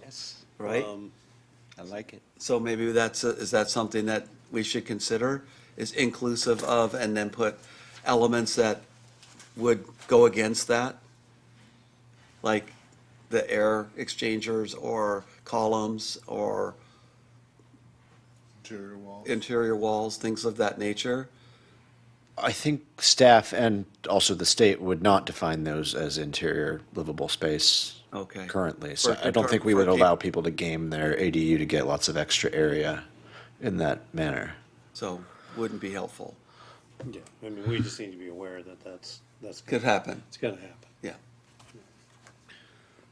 Gary? I don't like ADUs. And I don't like approving anything with a gun to my head, but we're kind of forced to. One little glimmer of hope, though, is a recent Superior Court case where HOA prevailed over a resident who built an ADU. I don't know the specifics of the case, but the HOA won, saying he couldn't have an ADU and he had already built it. So maybe there is some pushback, but until cities get together and push back, they're just going to keep bulldozering over us. And it's usually, is it Weiner out of San Francisco and two other assembly people that this is their prime mission. Or until the voters push back. That's what I mean, until cities Get rid of and, these people. yeah. But the voters aren't really aware. Karen, That's did it. you have any thoughts? Questions for staff, and then we'll do discussion. Questions for staff. First, I wanted to comment on Larry's great comments. I couldn't agree more, 110% on that. Also with my colleagues on all of their comments. My concern, and I was hoping that staff could address that, is I know there's a long list of what we cannot do, and a very short list of what we are allowed to do, which I believe is setbacks. And are we still allowed to mitigate the height limit? The height limitations are still the same. So if you are within a half-mile radius of, or a half-mile walking distance of public transit, then that's when you can go an additional 2 feet. But the standard is for detached ADUs are still the same for a 16-foot height limit. Again, an additional 2 feet if you are within a half-mile walking distance of public transit. I don't know how that relates, but okay, thank you. I don't know what the 2 feet would give them, but okay. My next question is the water and resources and sewer, when we are combining on a small footprint, several people, as Larry did mention, are we able to push back on that as far as the resources, the limited resources that we have? Or is the state requiring us to build out our resources as far as sewage and water treatment and all of that, infrastructure? There is a section in the code for the impact fees for that, and that is again modified to say that if you are, for example, an ADU that is under 750 square feet of interior livable space, then you are not required to pay those impact fees.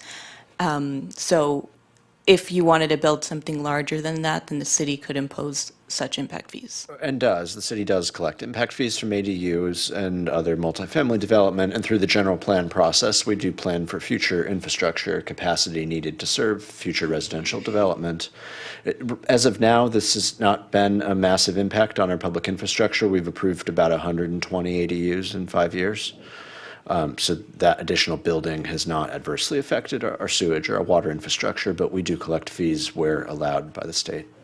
Do you have any type of prediction as the build-out continues? Do you have like year number 5, year number 10, as what that would look like as far as the city would have to make an investment? I am not well-versed in engineering as far as when we'll have to expand our sewer capacity. I'm not expecting this to result in a lot more ADUs. It may result in a few ADUs that are less well-designed, less attractive, don't have quite the setbacks that we'd prefer. But I don't think we're going to get more than 20 or 30 or 40 ADUs in a given year, which as of yet has not significantly affected our utility capacity.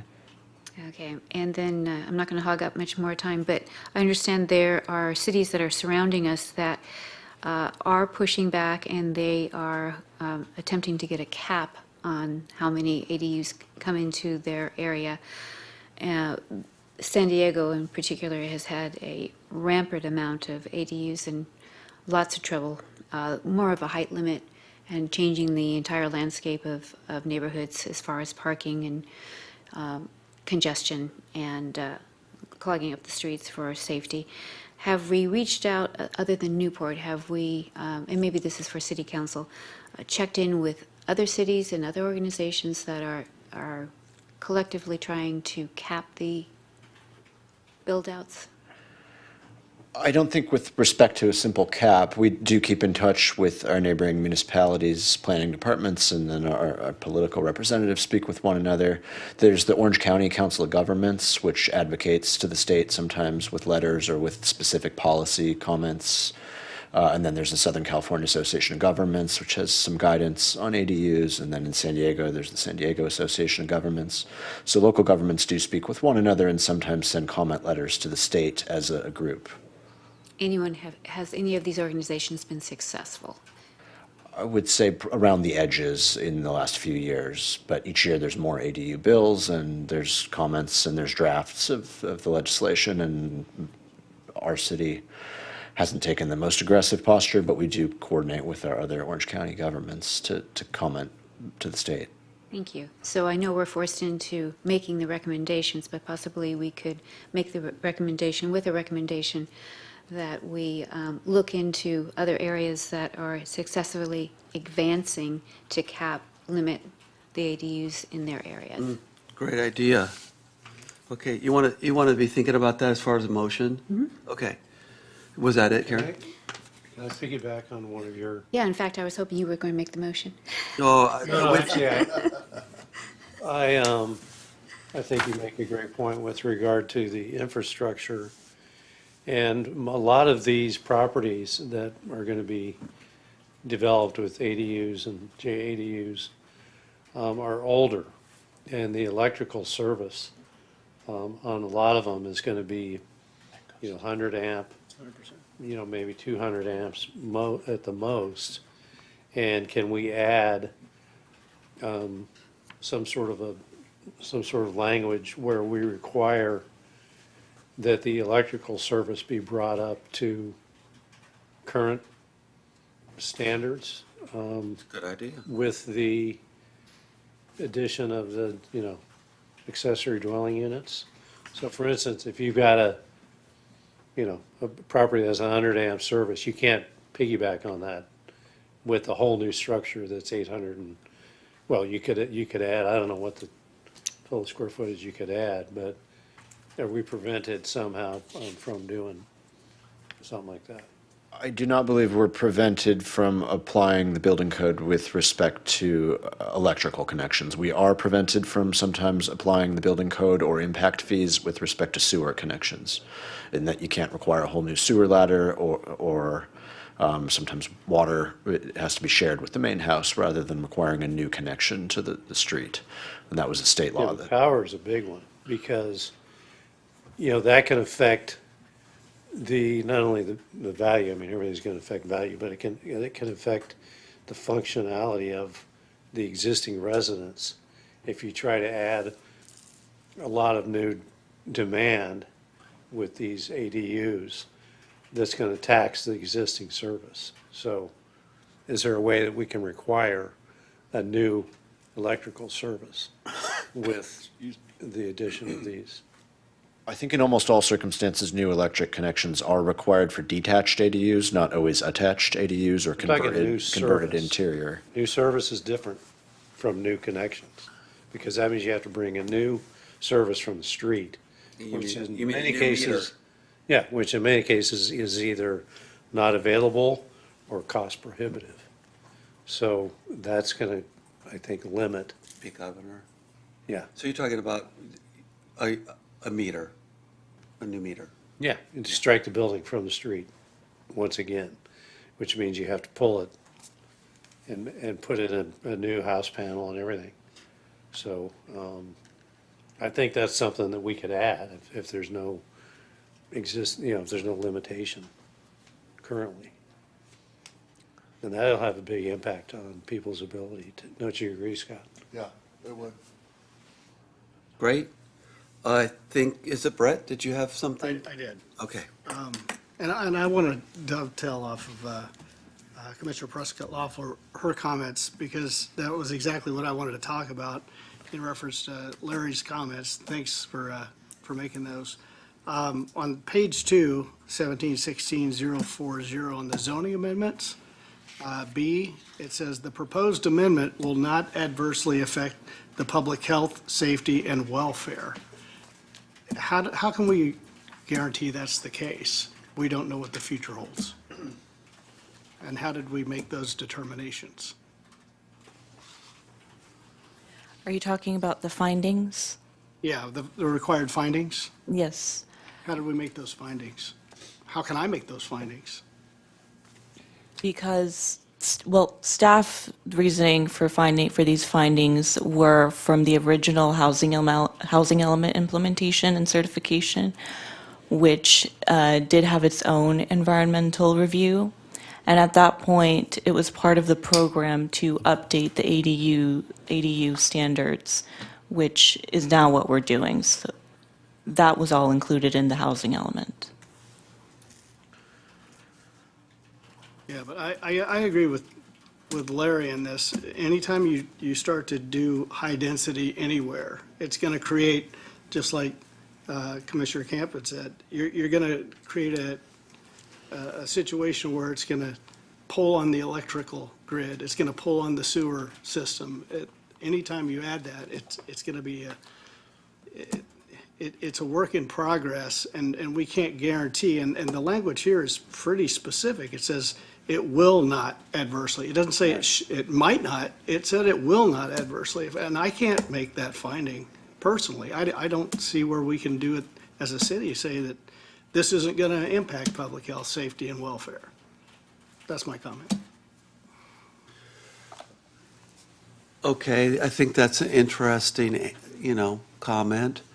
Maybe staff has some thoughts on that? I would agree with what Araceli said, that comment is on the previous page, and then on the next page are the 3 findings that staff is recommending that the Planning Commission recommend that the City Council make. And finding 3 is that the project is consistent with the city's 6th cycle housing element, whereby the City Council previously determined that implementation of the housing element programs, including ADUs, will not adversely impact the public health, safety, and welfare of the city. So back at that time in 2021, the City Council was presented with a whole package of housing-related zoning changes and programs, one of which was ADU development. It was known at that time that ADUs would likely be developed pursuant to the provisions of state law contained in the zoning code, and the council back then found that there wouldn't be an impact. But we're saying there will be. Does that apply to this? I know we're using the housing element environmental review as the basis of all the findings, right? So, but how old is that? And can we, is it reasonable to look at the time that's passed and say, well, now we need to, I don't know. It's a good question. It's 4 years old. Housing element cycles go for 8 years, so the state mandates that. And in 2021, our city and other cities had to adopt a new housing element and make findings and anticipations and estimations and guesses about how the next 8 years would go. And one of those guesses was that ADUs would be developed, but not so many ADUs that they would overwhelm our public infrastructure. I think if the evidence is that we're seeing a proliferation, it's getting it up towards 1,000 and so forth, we would have maybe a foundation to stand on, point to that. But when the evidence is it's under 200, yeah, it's probably, I would disagree. okay. I think you can project out, and this was back in 2000, did you say 20, 26? 2021. 21. Yeah, So, 5 years ago. so that's 5 years ago, and 5 years now, going ahead, you can see other cities struggling with the resources that they currently have and what they are going to need. And I think we would be doing a disservice if we didn't project out as well. So I think you could say something that we would disagree with that proposed, the original proposed amendment, and that it now has a potential to adversely affect public health, safety, and welfare, and list out where we see the weaknesses, which would be the electrical. Yeah, we don't, I mean, from a procedural standpoint, we're making recommendations here. We don't actually have to make the finding. Correct. Staff is asking the Planning Commission to recommend the City Council adopt a zoning amendment consistent with a resolution. They could tweak the resolution a bit, adopting the recommended zoning amendment to have different findings.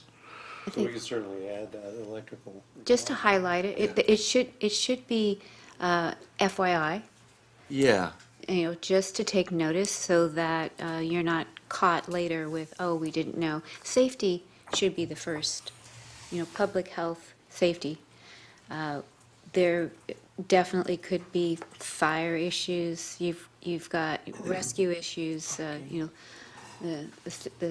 setbacks, parking, can't get through, can't bring equipment through for rescue. Yeah, emergency vehicles. Emergency vehicles, I mean, we see these in other areas. so. So they can do I- exist, they just don't exist here yet. Right. So maybe I can ask Jenna to give us some advice as to how we would best be positioned these concerns. Well, I understand the points that are being made, first of all.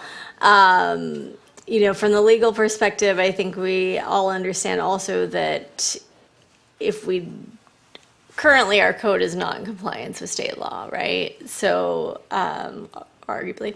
And so we do, the purpose of this is to make sure that it complies with current law. So, I don't know if I have a good answer for your concerns, and I apologize for that. That's all right. Well, I think we could recommend that we must comply with the state law, that's the first. But I think we can disagree with one statement in it that at that time was out of date.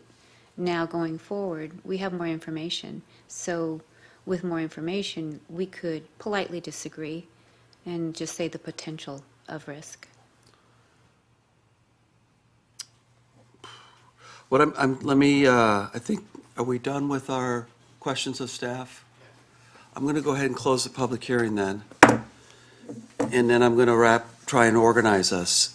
And what I'm hearing is, we have a sense that there's very little option here, but we'd like to add concern in the form of maybe a statement or recommendations that the council asks staff to consider looking at. And Karen, this is where you check me if I have this correct, but investigating what other municipalities are doing to cap the number of ADU units based on either health, safety, and welfare concerns. that? And/or what, or how are they addressing when they are coming across the health, safety, or Yeah, welfare? the thresholds and thresholds of infrastructure limits. Because there's real data on it now. There wasn't back then, but there Yeah. is data on it now. And then the other recommendation is for the council to direct staff to look at if we can require a new electrical connection for ADUs. Electrical service. Electrical service, okay. I think that's what I'm hearing. Do I have that right? Is there anything I'm missing? Okay. So what we need is are you, no, just give Jen a minute to talk to Zach.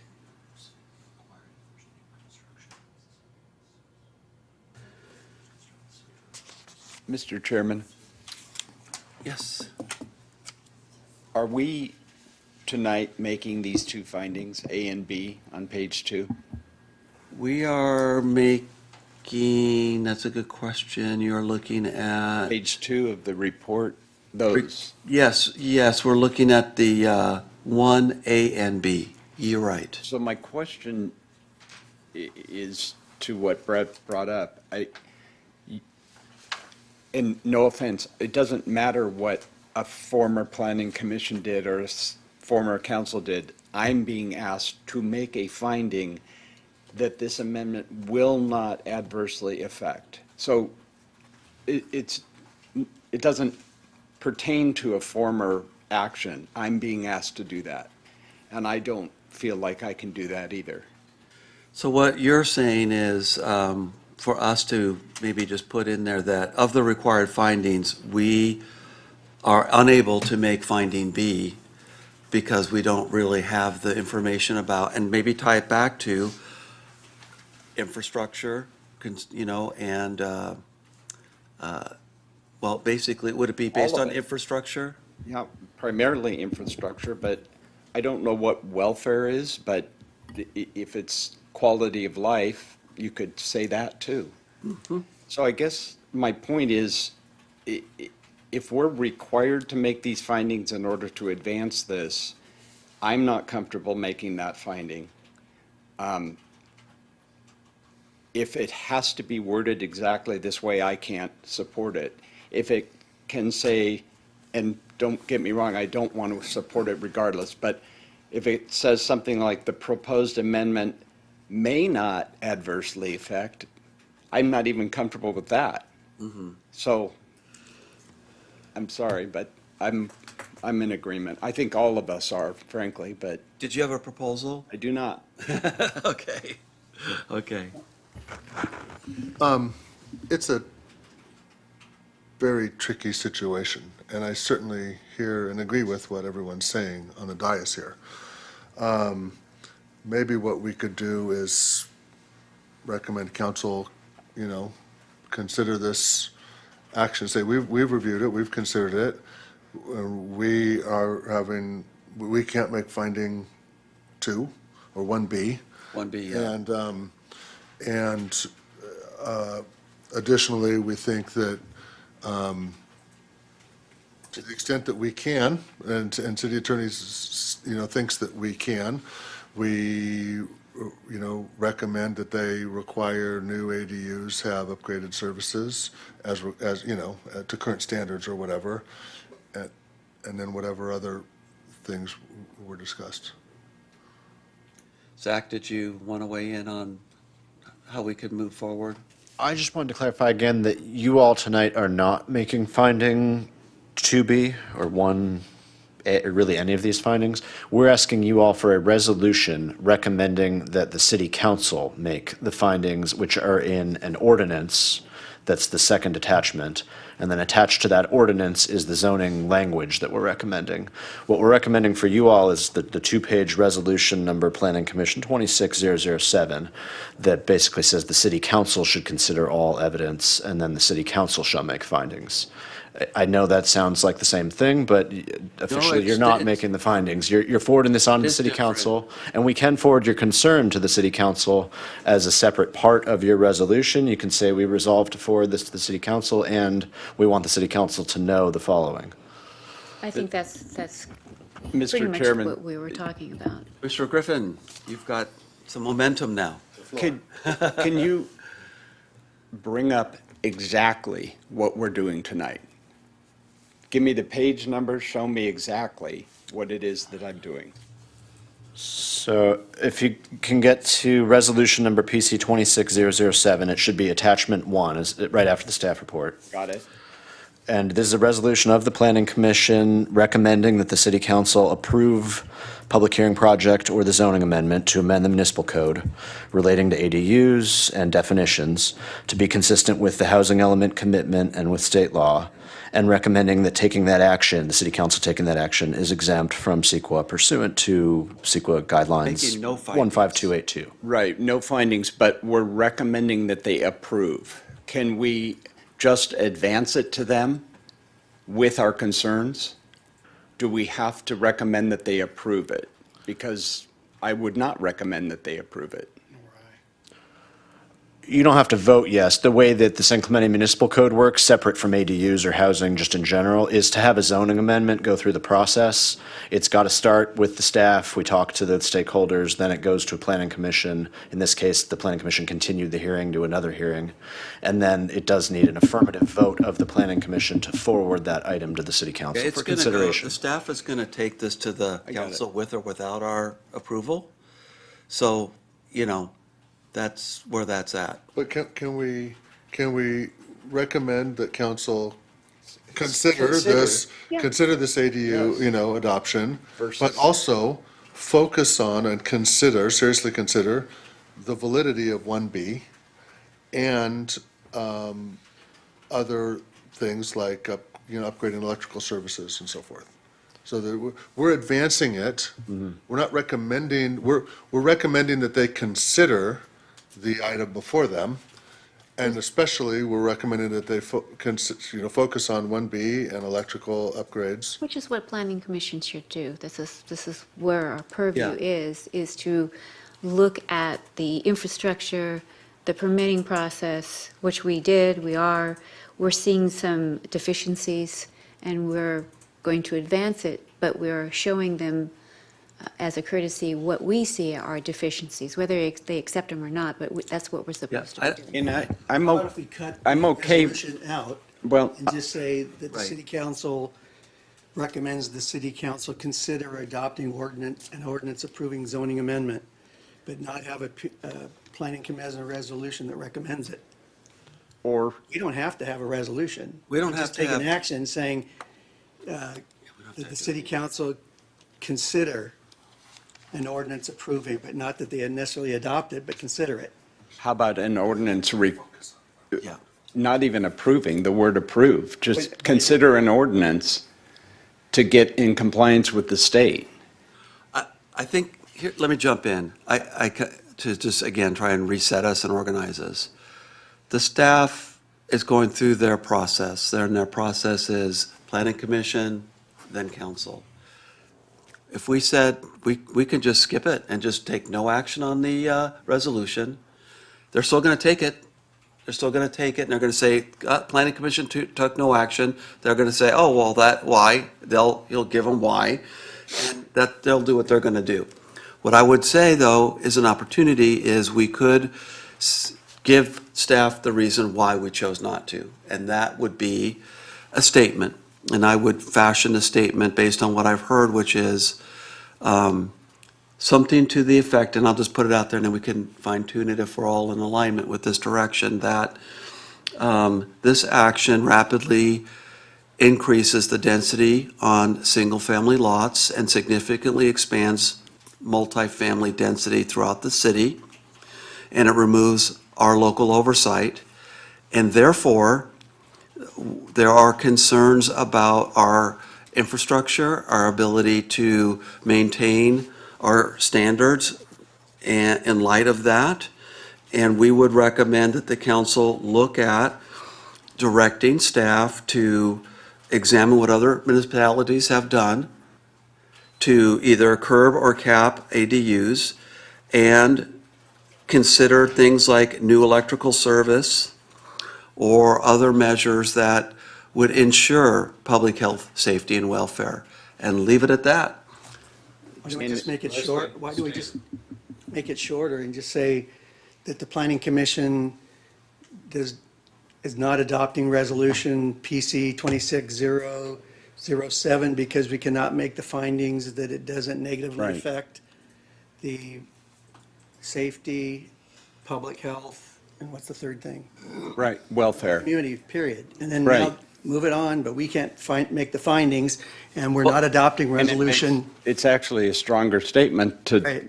to vote no on this That's recommended fine, action. here's what's Don't good. know our findings because we have minutes. They can read our minutes.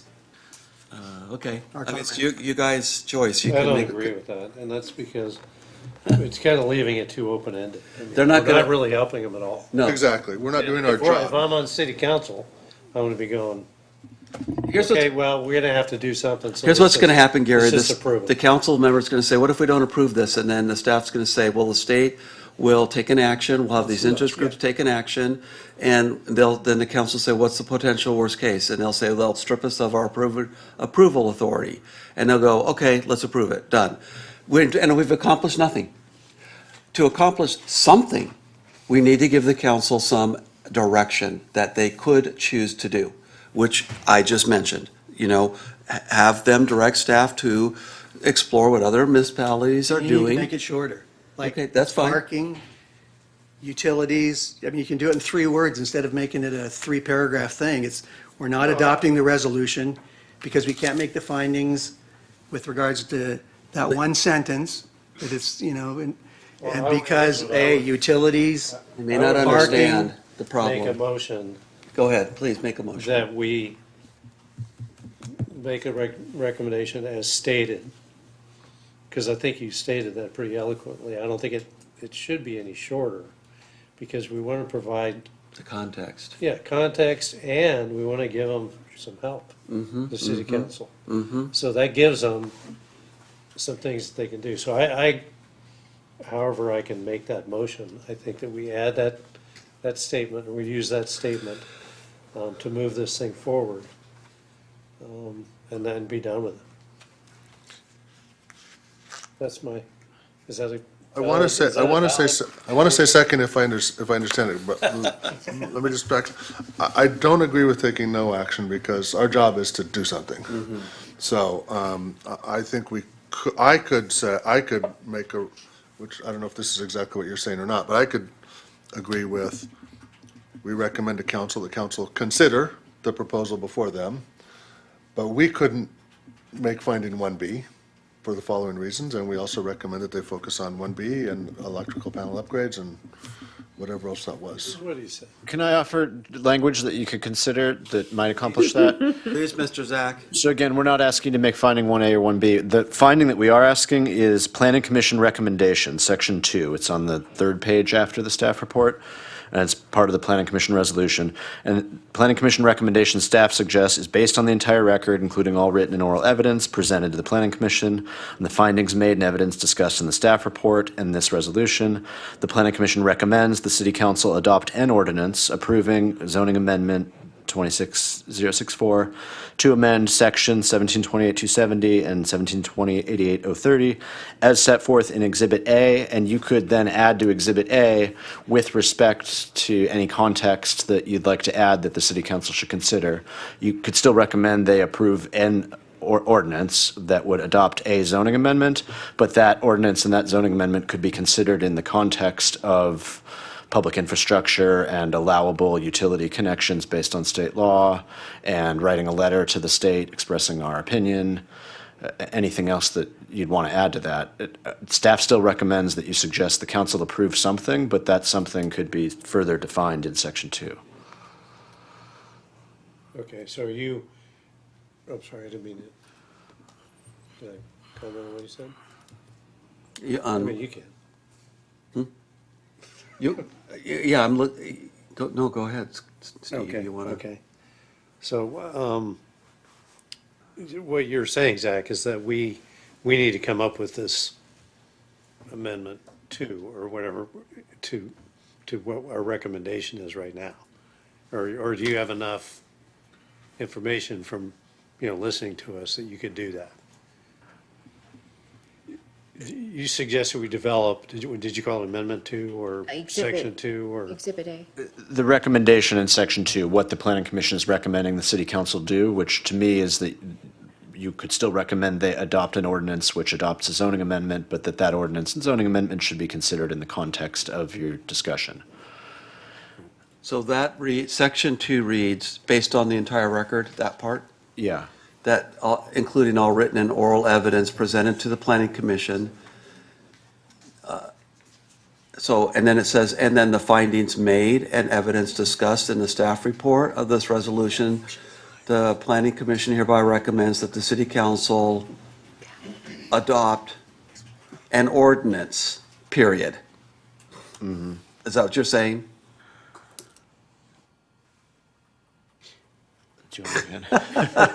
This may be a bad idea. Your other option is to continue the hearing.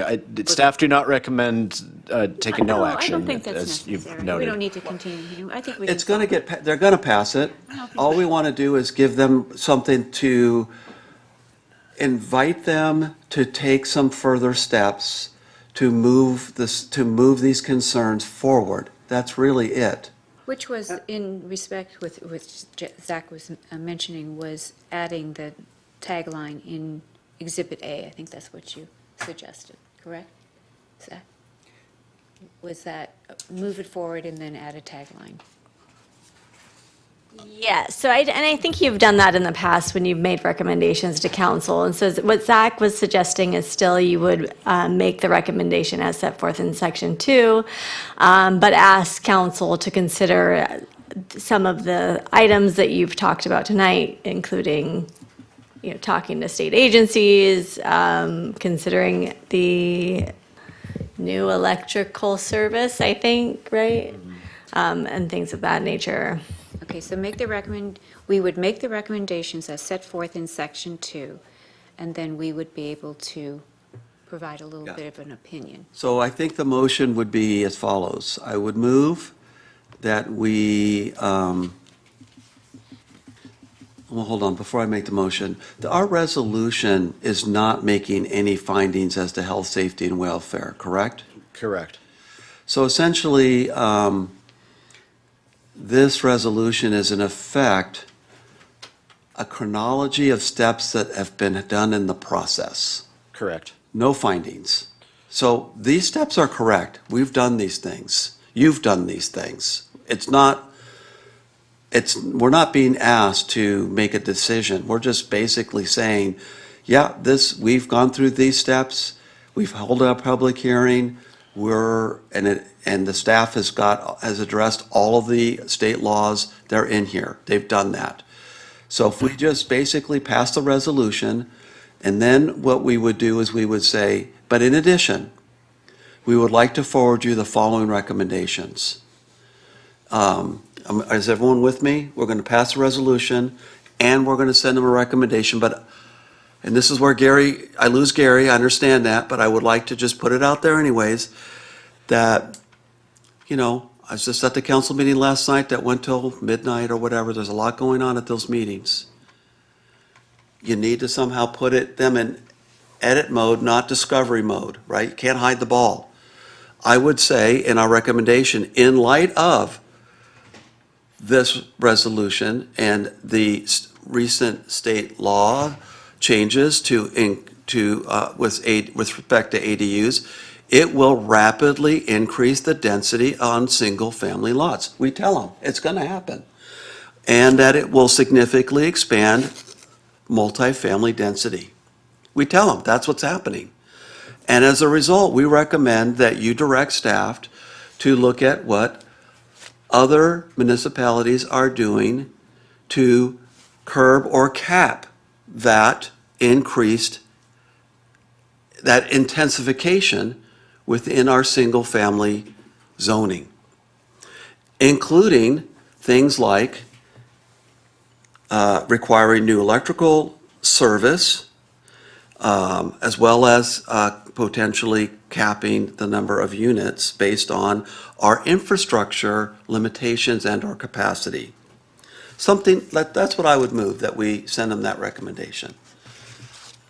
Am I on track? Are we all on board with that? I'll second. Okay.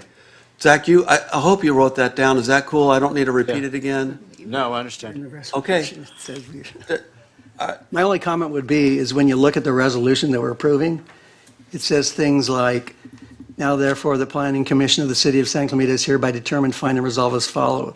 The Planning Commission hereby finds that all of the facts in the recitals are true and correct and are incorporated and adopted as findings of the Planning Commission as fully set forth in this resolution. Based on the entire record, include all written and oral evidence presented to the Planning Commission and the findings made and evidence discussed in the staff report and this resolution, the Planning Commission hereby recommends. Well, one of the facts is that in our staff report, it says we make the findings, I don't agree. required findings, proposed Yeah, amendment. We did. It's an ordinance. Yeah, we're not making any findings, Gary. We all are simply saying that the staff has done their job of looking at all the state laws that have passed, and they've updated our zoning accordingly. And we've conducted our public hearing, we've gone through our process, we've reviewed the staff report, the work with respect to all of the legislative updates that they've done to our zoning as a result of the state law. And it's all been amended, it's all in good working order, and that's what we're saying, that's what we're saying. We're not saying we like it, we're not saying it's great, we're just saying that's what's happened. And our recommendation that we're following next is saying, hey, beware, this is what the implications of this are. And we're sending these recommendations your way. They'll get it, they understand what's going on. So we have a motion on the floor. Chairman, Is there any other discussion? Yes. just a point of clarification for you.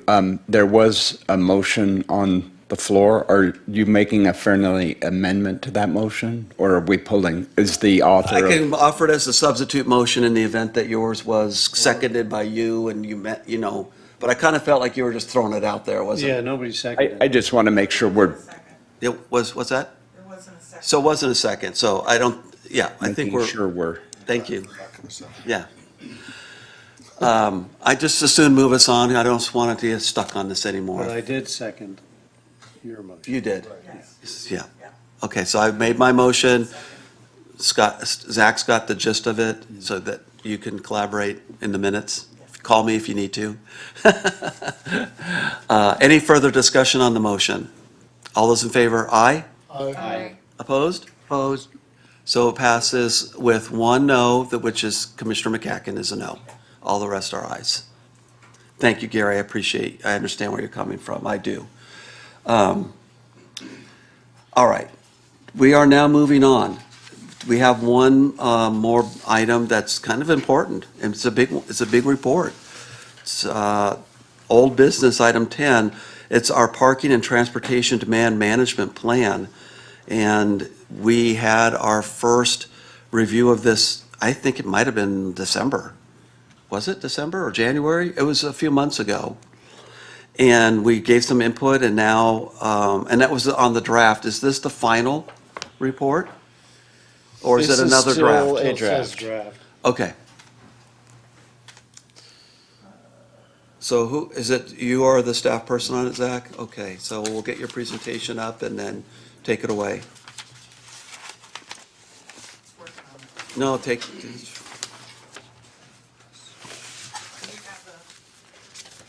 No.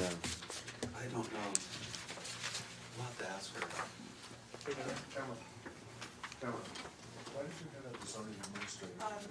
That's the next item. It'll be part of the staff updates. Okay, oh, got it.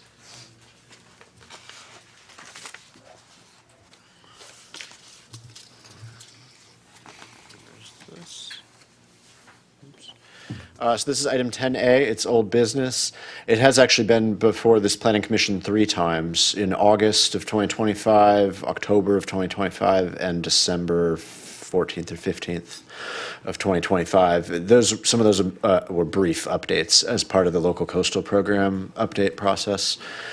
This will be the most significant one since December. In December, we presented what we were calling technical appendices, which was like 200 or 300 pages of analysis on different subjects related to parking and transportation demand management. This is called a draft parking and transportation demand management program, which is like a 60-page document with 300 pages of technical appendices. In theory, you and the public and I have already presented the last 300 pages, so what's new is the first 61 pages or so. This has also been presented. This was the data that was collected in December 2025 and summer of 2025.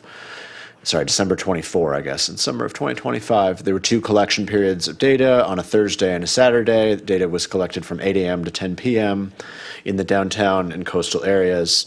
This is an example of one of the busier times of day, the weekend peak hour, when most of Del Mar and Cabrillo and Victoria and the Pier Bowl, as you can see there, are red. There's a lot of green where parking wasn't fully occupied along El Camino Real and some of the areas we've discussed at past planning commission meetings that are probably ripe for some economic development. But the areas that are in successful business communities and coastal tourism areas are generally, it's hard to find parking on the weekend at noon. The other thing we looked at is turnover and found that on Del Mar, at least, and in the Pier, this is a Pier Bowl slide, I guess.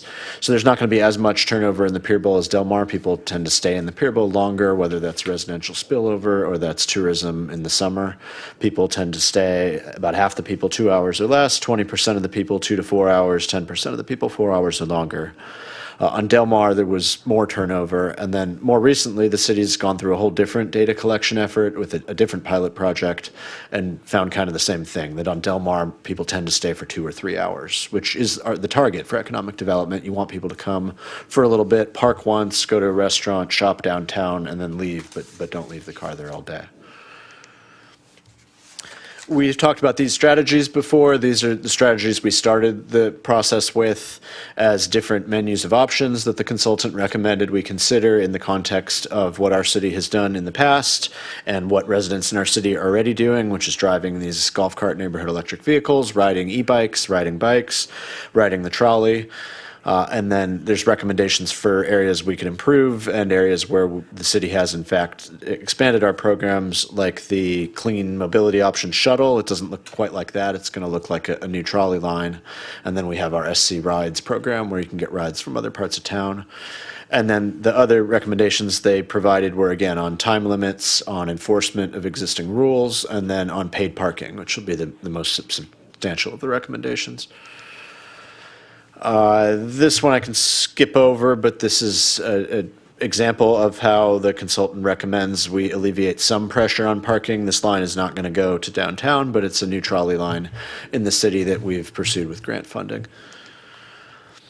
So now I'm going to get back to what we talked about at the December meeting. These were the key comments and kind of the responses to those comments that have been incorporated into the 61-page plan, and in some cases also incorporated into the technical appendices. So the key points that have been discussed at Planning Commission, also at Beaches, Parks, and Recreation Commission, this has been presented twice, and then also at Downtown Business Association and Chamber of Commerce and 5 different public outreach events. So we did our public surveys and business owner survey responses, and generally people's responses are, yes, I like riding the trolley, I like riding my bike, but I also want to be able to find a place to park if I do decide to come downtown. There's a variety of options, but people still want to be able to drive and park on Del Mar and in the Pier Bowl especially. Other responses to comments. This slide is this the only version we have in the? Yeah, this doesn't look like our comment. Yeah, this is the BPR presentation. The rest of the slides were the same. Is this presentation called BPR, Planning Commission? That was what was uploaded, I'm sorry. Sorry, I should have noticed at the beginning, because this slide wasn't in ours either. I think we're in the BPR box, but in presentations and then Planning Commission, there's a different version.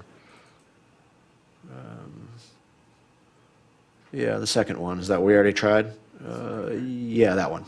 Yeah, not the BPR one.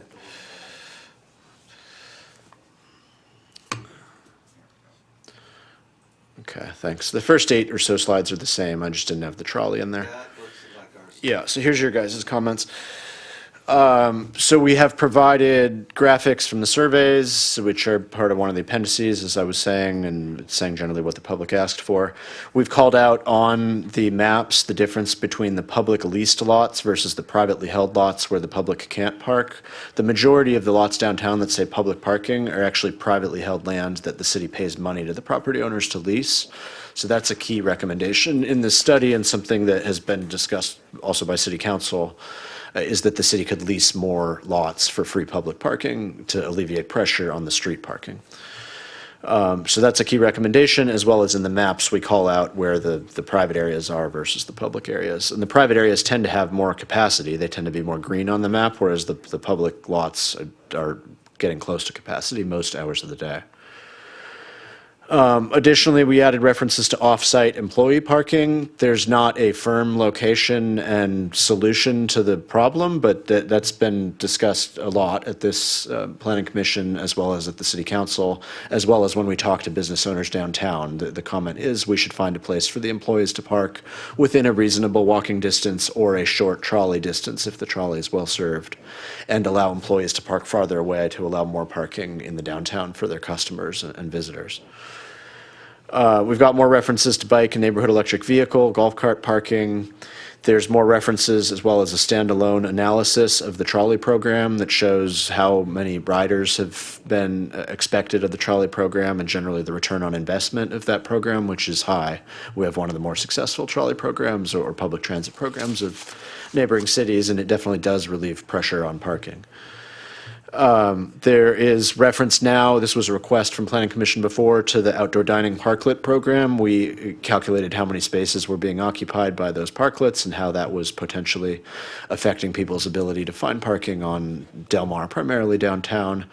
This was also presented at City Council last night. The number historically was up to 42 spaces were allowed to be occupied by parklets. City Council voted at a first reading last night to reduce that to 30 spaces. There's 160 spaces on the 100 and 200 block of Del Mar, so that's about 20% of the spaces now that can be used, rather than the old cap of closer to 30%. In the whole downtown and Pier Bowl, including the parking lots and the street parking, the parklets take up 3% of the total spaces. Based on the new cap. There's a map somewhere in the appendices that shows that. Additionally, we looked into the difference between beach parking and downtown kind of shopping, dining. Some people will park once and do both, whereas some people are going to try and go as close as they can to the beach lots and just stay down there. And some people are going to stay in the 100 and 200 block of Del Mar and just shop up there. That also overlaps into potential recommendations or management strategies the city could consider. There's the all-day parking permit for the beach lots, where you pay a one-time fee for your beach pass, and then you can park there as long as you want, all day, all year. It's a great value financially, but it also results in a lot of cars taking great advantage of that opportunity. So we would have to consider carefully whether that be expanded downtown through the same permit, or whether there should be 2 different permits, I think is what our consultant is recommending, or whether it would apply at all downtown, because we don't want people, again, storing their cars downtown for the entire day just because they have a $50 parking pass. That leads into the next thing, which is an ongoing enforcement pilot program that the City Council has authorized. So far, it's just been public outreach and data collection by this private vendor. But in the next few weeks and months, that will be a pilot program based on an ordinance that the City Council passed last night, which will apply 3-hour parking downtown on the main street lots, as well as in the library parking lot. And it will be actually enforced, which will be a change from the past where enforcement was loose. So we think that will have some effect on parking downtown. That's not going to solve all the problems, but we're going to see how that city pilot program goes, and that may lead into some of the recommendations that I'll show on the next couple slides. Also discussed at length at Planning Commission and City Council is, can we just build another parking lot? We have studies from 2006, 2019, and we've got our Public Works and Engineering staff looking into the feasibility of another parking lot. The best place to do that is probably at the library. That will be expensive, and it might result in doubling the capacity of the library lot from like 60 to 80 spaces to 100, 140 spaces. at a cost of almost $100,000 per parking space. It's kind of the industry average of stacked parking in expensive coastal communities. So as of now, there is not money for that. If that became a city council priority, we'd have to save up over a number of years to afford a downtown parking lot. Specific recommendations and implementation timeline, I'll get to that in the next slide. It was discussed kind of at the end of the last meeting at Planning Commission, like just tell us what the consultant recommends we do, and then maybe we'll get around to doing some, but not all of those things. So the consultant provided some pretty specific recommendations as well as an executive summary. And also the consultant provided a pro forma where they estimated to the best of their ability using available city data as well as peer review of other cities, what some of those various options would cost. This is the version from the executive summary. The consultant broke it down into near term, 0 to 2 years, medium term, 3 to 5, and long term. The green ones are the ones that they think could be accomplished relatively soon. This would mostly require city council authorization, and some of these require coastal commission authorization, which this project is funded and required by the coastal commission. So those recommendations are expand parking enforcement, which we're doing through a pilot program now and would be a recommendation of staff to continue. And then expand paid parking in some targeted downtown corridors, whether that means just 100, 200 block of Del Mar, or whether that's expanded to other areas. There has been paid parking downtown before. The meters were removed. Currently, there's no paid parking downtown. They recommend we expand the private parking lot leasing to open up what are currently underutilized private parking lots for public free parking for people who don't want to pay or can't find parking on Del Mar. They go a block or two away, and that the city pursue more of those parking spaces. And then additional bicycle, golf cart parking, and additional wayfinding to encourage people, again, not to just circle on Del Mar, but to look for other available parking. In the medium term, the consultant is recommending automated license plate reader technology, which is how most parking enforcement is done these days, whether that's by a city or a third-party vendor.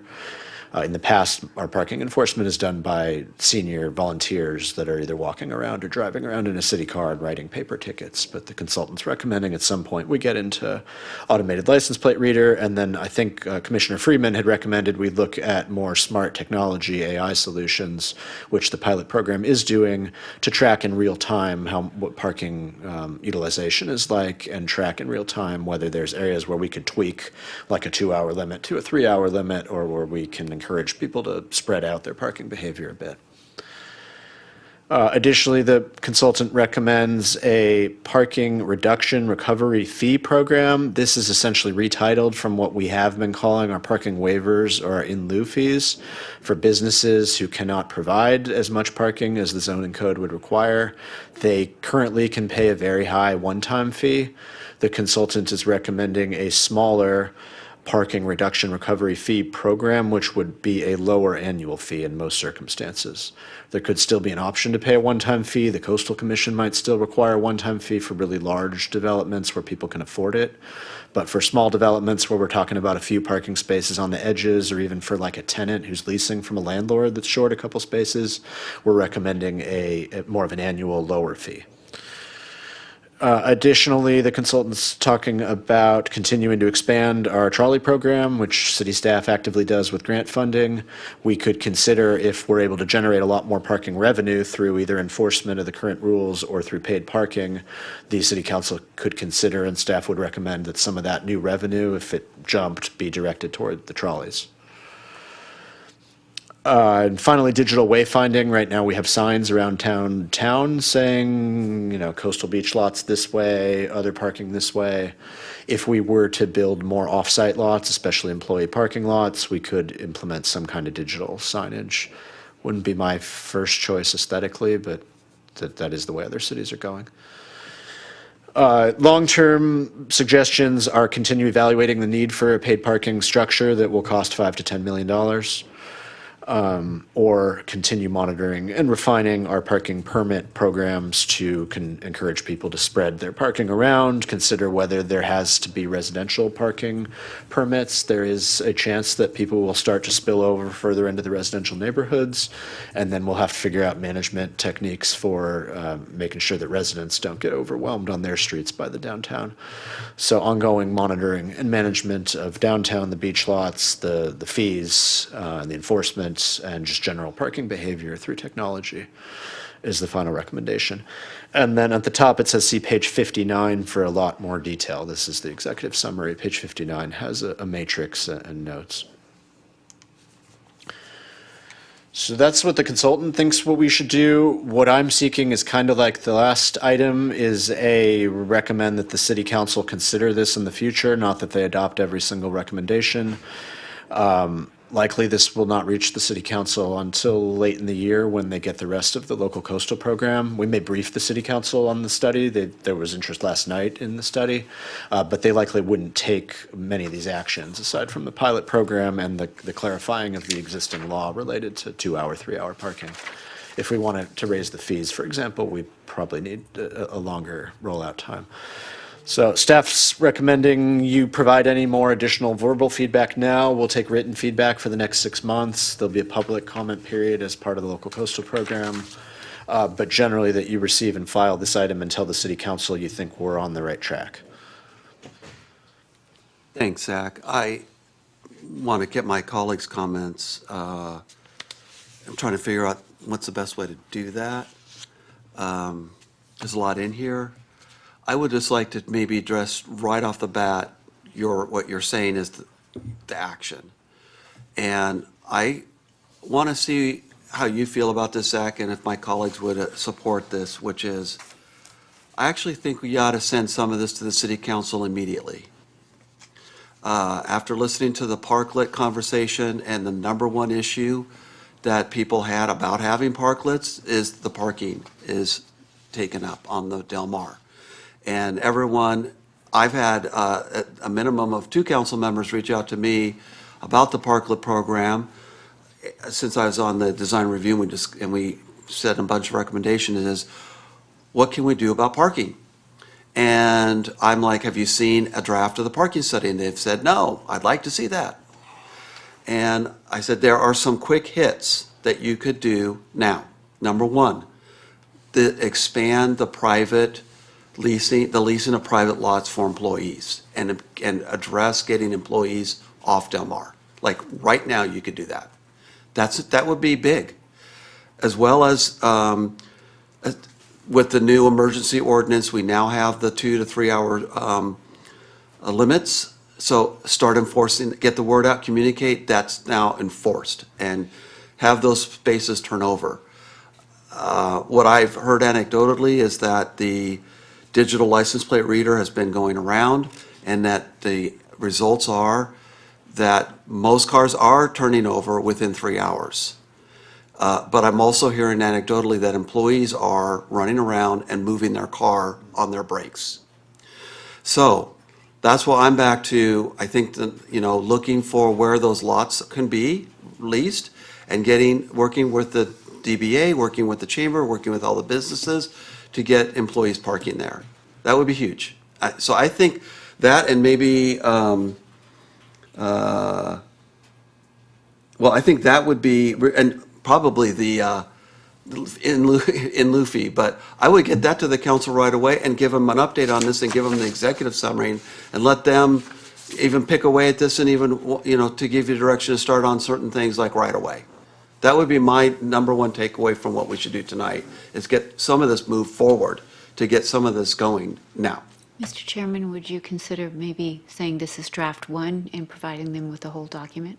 I would be totally fine with that. We continue And tell them it's still being finalized, but there's some quick hits in here draft 1. that we would like you to be aware of and to get some feedback on. That's where I spend a lot of my time with council members, which is the pain that they're hearing from residents and asking me, what do you know about this? And what are your thoughts on what we should be doing? And it's number valuable. 1 is parking on Del Mar. And the biggest answer that this supports is the private leasing lots and getting employees to use them. That's just my thought. And then the rest of this, whatever you guys want to say, input, that's fine, but that's I think, something that, from an action standpoint, what I think we should be doing tonight. And then any other feedback anybody else has, I think we give it to staff. And we can just start with you, Commissioner Freeman, and go down the line. Okay, so I know that there was talk about possibly using the lot from the old city hall, since that's not being utilized, and adding a tram or something. Is there any talk about getting rid of the city hall and just making that a 3-story parking garage or something that we could actually use? There was discussion at the city council level about 4 years ago where they asked staff to analyze different economic development potential of that site and actually put out a notification under the Surplus Lands Act that is required by state law to go out anytime the city's considering using a underutilized public property for something else, usually when it's going to a privately owned or long-term lease. I think the thought back then was we could get a hotel or some mixed-use development, and maybe that could have some parking, or there could be a share. What ended up happening back then is we got some bids from affordable housing developers, which are, under state law, they get right of first refusal to buy or lease underutilized property from cities. And the city council ended up not moving forward with an affordable housing agreement or with any other use of that property. There's a current process that's going on now where we're doing, again, an economic analysis of all available city properties. And my understanding is that's going to go to the city council in the next few months with recommendations for how different properties could be utilized. I agree with your idea in part. I wouldn't recommend only a parking structure on that site because it's a large site, but we could consider putting out an RFP where there's development potential on some of the site for a hotel or mixed use or affordable housing, and then the lower half of the site could be shared with some public parking. The challenge there is it's a long walk to downtown, so we would need to organize a shuttle or a trolley and pay for that. Okay. I've been told there's a asbestos issue there, and that there's also been some geological movement, and that's ended a lot of offers on the property. I heard that too. Yeah. It's a challenging site to develop. It would have to first undergo remediation followed by development. Maybe that's more of a longer term thing. I feel like that's not even in here. So did you have any other comments of that in here? Okay. That's the first thing they had. Okay. Commissioner Griffin, you're, okay. I'm good. I like your recommendation of passing it to council. Yeah, cool. Steve? Same as what he just said. Okay. Gary? I can see how the employee thing will help out. Enforcement meters and in lieu fees will just raise money. The only thing that's really going to help Del Mar is the parking structure, and I'm disappointed that it's a long-term rather than a short-term, because the baseline money that's already generated on page 69 would be enough to float a municipal bond over 20 years, 25 years, whatever or 15 years. Because in a city where I was on city council before, the downtown was never successful until the city council finally made a decision of building a parking structure. Yeah. And now the main street is all restaurants and bakeries, and So perhaps staff could take that idea and just it should come sooner. wrap it in that there's another option to look at the cash flow of some of these things, supporting a bond to move that forward quicker. Yeah.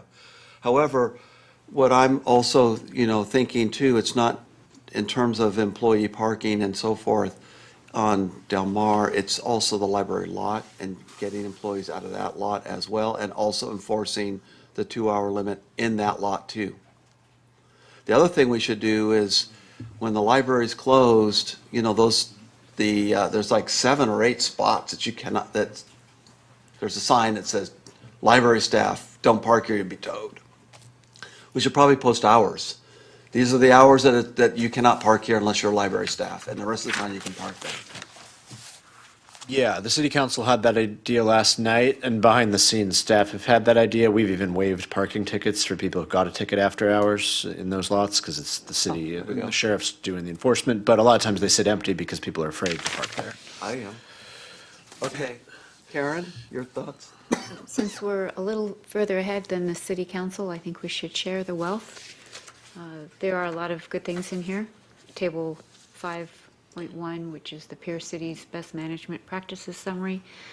Instead of having the city council, I think they're thinking of something similar. Let's just provide this whole document. I don't know why we would keep anything from them. And just tell them you guys are going to continue working on it and see what they glean and give you some direction that's quick hits. Yeah, each council personality will find something that will be interesting, so For sure. provide the entire document would be my recommendation with your quick hits. Very good. Your must-reads. Zach, that's your feedback. If you want to make a resolution, you can make one up now. Can we just go ahead and move the what is this called? Officially here? I'm sorry, I'm so deep into it now, I don't even know The what. staff recommendation is review and provide feedback on the attached draft parking and TDM plan, and then receive and file the plan. I think I will move staff recommendation 1, which is which we've reviewed and we've provided feedback on the attached draft parking and TDM plan. And 2, forward to the city council for their information and, Noted that this is an ongoing, yeah, with the idea, with the, a that. living document. That it's a draft, but the planning commission felt there were some findings that the council might want to act on now. Okay. And that's it. And I would just, if it's okay with you, Zach, I would just invite my colleagues is, if you have something that, if you look at this later and you have some ideas, just call staff and forward those on at any time, right? You can email them.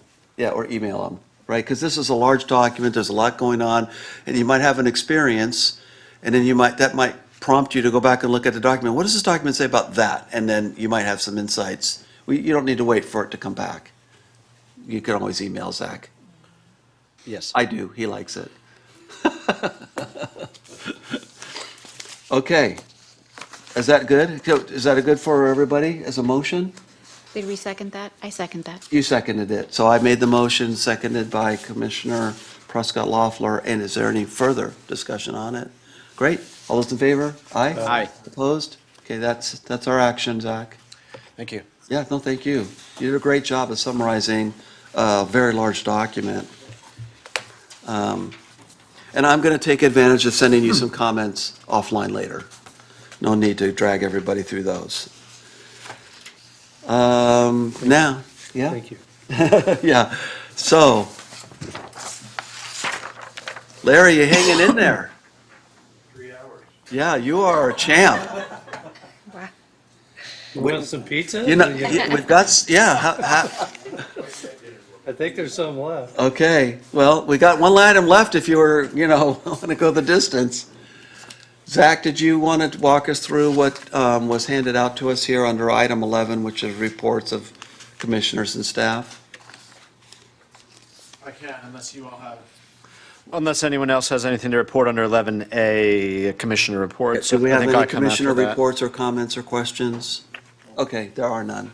Okay, then I'll go to 11B, which is tentative future agenda, which I don't have in front of me, but I recall that we're canceling the design review subcommittee of April 19th. We are expecting the following planning commission meeting. In May 19th? We're already past, we're past that, April 19th, that's Let me passed. find the TFA. We canceled the first meeting of the planning commission in May, that's been canceled, I found May it. 6th. And then we have a we have an April 29th DRSC, that's showing that it's moving, it's still going on. That is likely being canceled as of today. Both of the DRSC items of April 29th are moving to May 13th. Okay. So, yeah, we're canceling several meetings. The April So we'll 29th cancel- DRSC, and then Planning Commission 5-6 is canceled. Yeah. So we have 2 weeks for 2 weeks, no meetings. Well, you have almost a month. The next Planning Commission meeting is May 20th. Right, but the next DRSC will be the 13th. Yes. Okay. Great. Yeah, the meeting of the 20th is going to be we'll have a lot of stuff. Mr. Chairman, Out of town. You're out of town on the 20th? Okay, and I've got a conflict also. on the 20th? Will we have everybody else? We'll have I'm 5 of remarkably us? here. I'm here. You'll be here? Okay, whew. Yeah, Good I'd deal. like to- I'd like to be here. I mean, can I provide input? Fresh ones? You always Even can. if I'm not gonna be here? You always can get with the staff when you read the packet, if you want to call them and And especially. the share your church. thoughts, or call me and share your Or you thoughts. could write a little email and submit it as a public comment, just like the other ones we receive. Okay. Yeah, Especially because I have experience with the church. yeah, you could call me. I'll try to put something right. Okay, that'd be great. You can use it. And then I can just share it with I can share it with everybody. Okay. All right.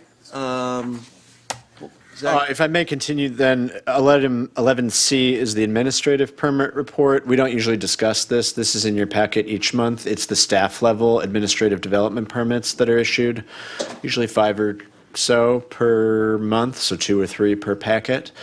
I don't have anything exceptional to say about any of those, but on a related note, this is not an administrative item and it's not an official set of minutes. We have draft minutes and what I would call a memo that was distributed to you all from a special zoning administrator hearing that occurred yesterday. This will be probably the last zoning administrator hearing where you all have a right to appeal an action, because as part of the streamlining that we did earlier this year, that the city council adopted the second reading of last night, the planning commission will no longer be able to directly call up an action on your own accord. The public can still appeal things to you. In the 2 or 3 years since the planning commission has had that ability to call up actions, I believe there's been one time where the planning commission did call something up. So that ability was taken away. This will be the last permit that is reported to you under the old process. In the future, we'll still give you an update of what happens at zoning administrator, and you can still get appeals. It's not staff's recommendation that this project that was heard at ZA yesterday was anything special, but we do need to report it to you in a timely manner under the old rules, since the new rules haven't taken effect. And the other little bit of urgency, the reason we distributed this the day of, is because this is for the Circus Vargas, which is a temporary event that is scheduled, at least proposed by the applicant and approved by the zoning administrator, to occur in about 2 weeks' time. So per the code, we have to report actions to the city council and the planning commission prior to the event occurring. This is the last chance to report that zoning administrator approval prior to the special event, which is going to start in a couple weeks. The public could still file an appeal consistent with their rights. This planning commission could still file an appeal, probably for the last time, consistent with their rights, and it'll be reported at city council. Staff believes that we took great care and applied careful conditions, and the zoning administrator had a diligent hearing. So we're not recommending an appeal, but we are reporting this action out to you. So I don't need any discussion on that. Just if you all were inclined to file an appeal, again, that happens during a meeting, which is occurring now, and this will be the last meeting when that could occur. Aside from that, I don't have any other major items to report other than what we discussed happened at City Council last night, which was that the second batch of zoning amendments got approved, and that we probably won't have a third batch of zoning amendments for things like landscaping or roof height, et cetera, until late in this year. And we will carefully consider whether to reincorporate the roof elements or topic at all. We do have a list of other topics that was introduced to the City Council that they recommended the Planning Commission consider as part of Batch Amendments 3. Did you want to update the group too, that they did take action on the parklets on Del Mar? Yeah, that's pretty substantial. So the Design Review Subcommittee held 2 meetings at the request of the City Council on the parklet program and provided substantive recommendations on the design as well as operation of the parklets. Staff carried forward some, but not all of those design recommendations to a City Council hearing last night. And then the City Council carried forward some, but not all of staff and the DRSC recommendations. The most substantial changes that the City Council did support at the first reading and that would be effective as of September 30th are the railing, the guardrails would be reduced in height from 42 to 36 inches, and they would have clear see-through cable-style guardrail rather than the wood slats that are hard to see through. They would be lowered closer to the ground, no more than a foot off the ground. So the last 2 that went in on kind of steep slopes on Del Mar would have to be stepped down, so there's not a big raised height of the platform as well as a raised height of the guardrail. So we think that'll help with visible permeability a little bit. We clarified the maximum height of umbrellas and heaters of 7 feet and 5 feet. There used to be higher umbrellas and heaters. The council opened up the aesthetics a little bit more than staff and DRSC had recommended, so the final version will still have some choice for the business owner operator in terms of aesthetics. And then the furniture still has to be a higher quality, dark brown or black, so that'll be a mild change from what we've seen out there. They were going for some more consistency in the furniture and the guardrail, but a little bit more open-endedness in the heaters and the umbrellas. Also, their parklets are going to get a little bit smaller. So they have to, that was a key recommendation of the design review subcommittee as well as the public that came in and spoke at design review and city council. Probably the most substantial recommendation is that parklets will only be allowed in front of the subject business, and they're not going to be allowed in front of neighboring businesses. What size? They can occupy no more than 3 spaces on Del Mar, which is the same as now, but the deck will have to be a square rather than a trapezoid with the triangles that also kind of block the neighboring businesses. They'll be squared off, and then that residual area will be provided as bike or golf cart parking, which the parklet operators will facilitate with kind of a basic bike rack, and then the layout of those bollard barrier planters in the street, which also are going to be made a little bit nicer. The parklet operators are going to have to use California native or succulents in those barriers, and those barriers will kind of delineate where the informal bike and golf cart parking is and keep cars and patrons from, again, blocking the views of the neighboring businesses. So they'll be squared off rectangular, slightly smaller rectangles than you see now, but still 2 or 3 parking spaces per parklet. And what about clearing the sidewalk overflow? Yeah, that's been on the books already. There's already a rule that says you can only store your parklet stuff on the parklet or inside your business. You're not supposed to store umbrellas or heaters or A-frame signs or temporary dining areas on the sidewalk. Staff will ramp up enforcement a bit in the first few months of the new program after the new parklets are installed, but the rules were already there.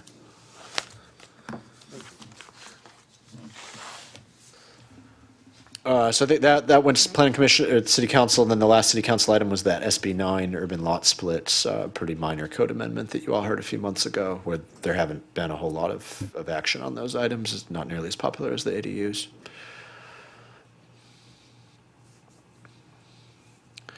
Great. No, thanks for that report. Is there anything else from anybody tonight? Zach, is that it for you as well? That's it from me. Again, we're recommending canceling the next hearing, so we recommend you adjourn to May 20th. Yeah, I'll move that we adjourn to the regular meeting of the Planning Commission scheduled for Wednesday, May 20th. I'll second. All those in favor of adjourning? Aye. We are adjourned.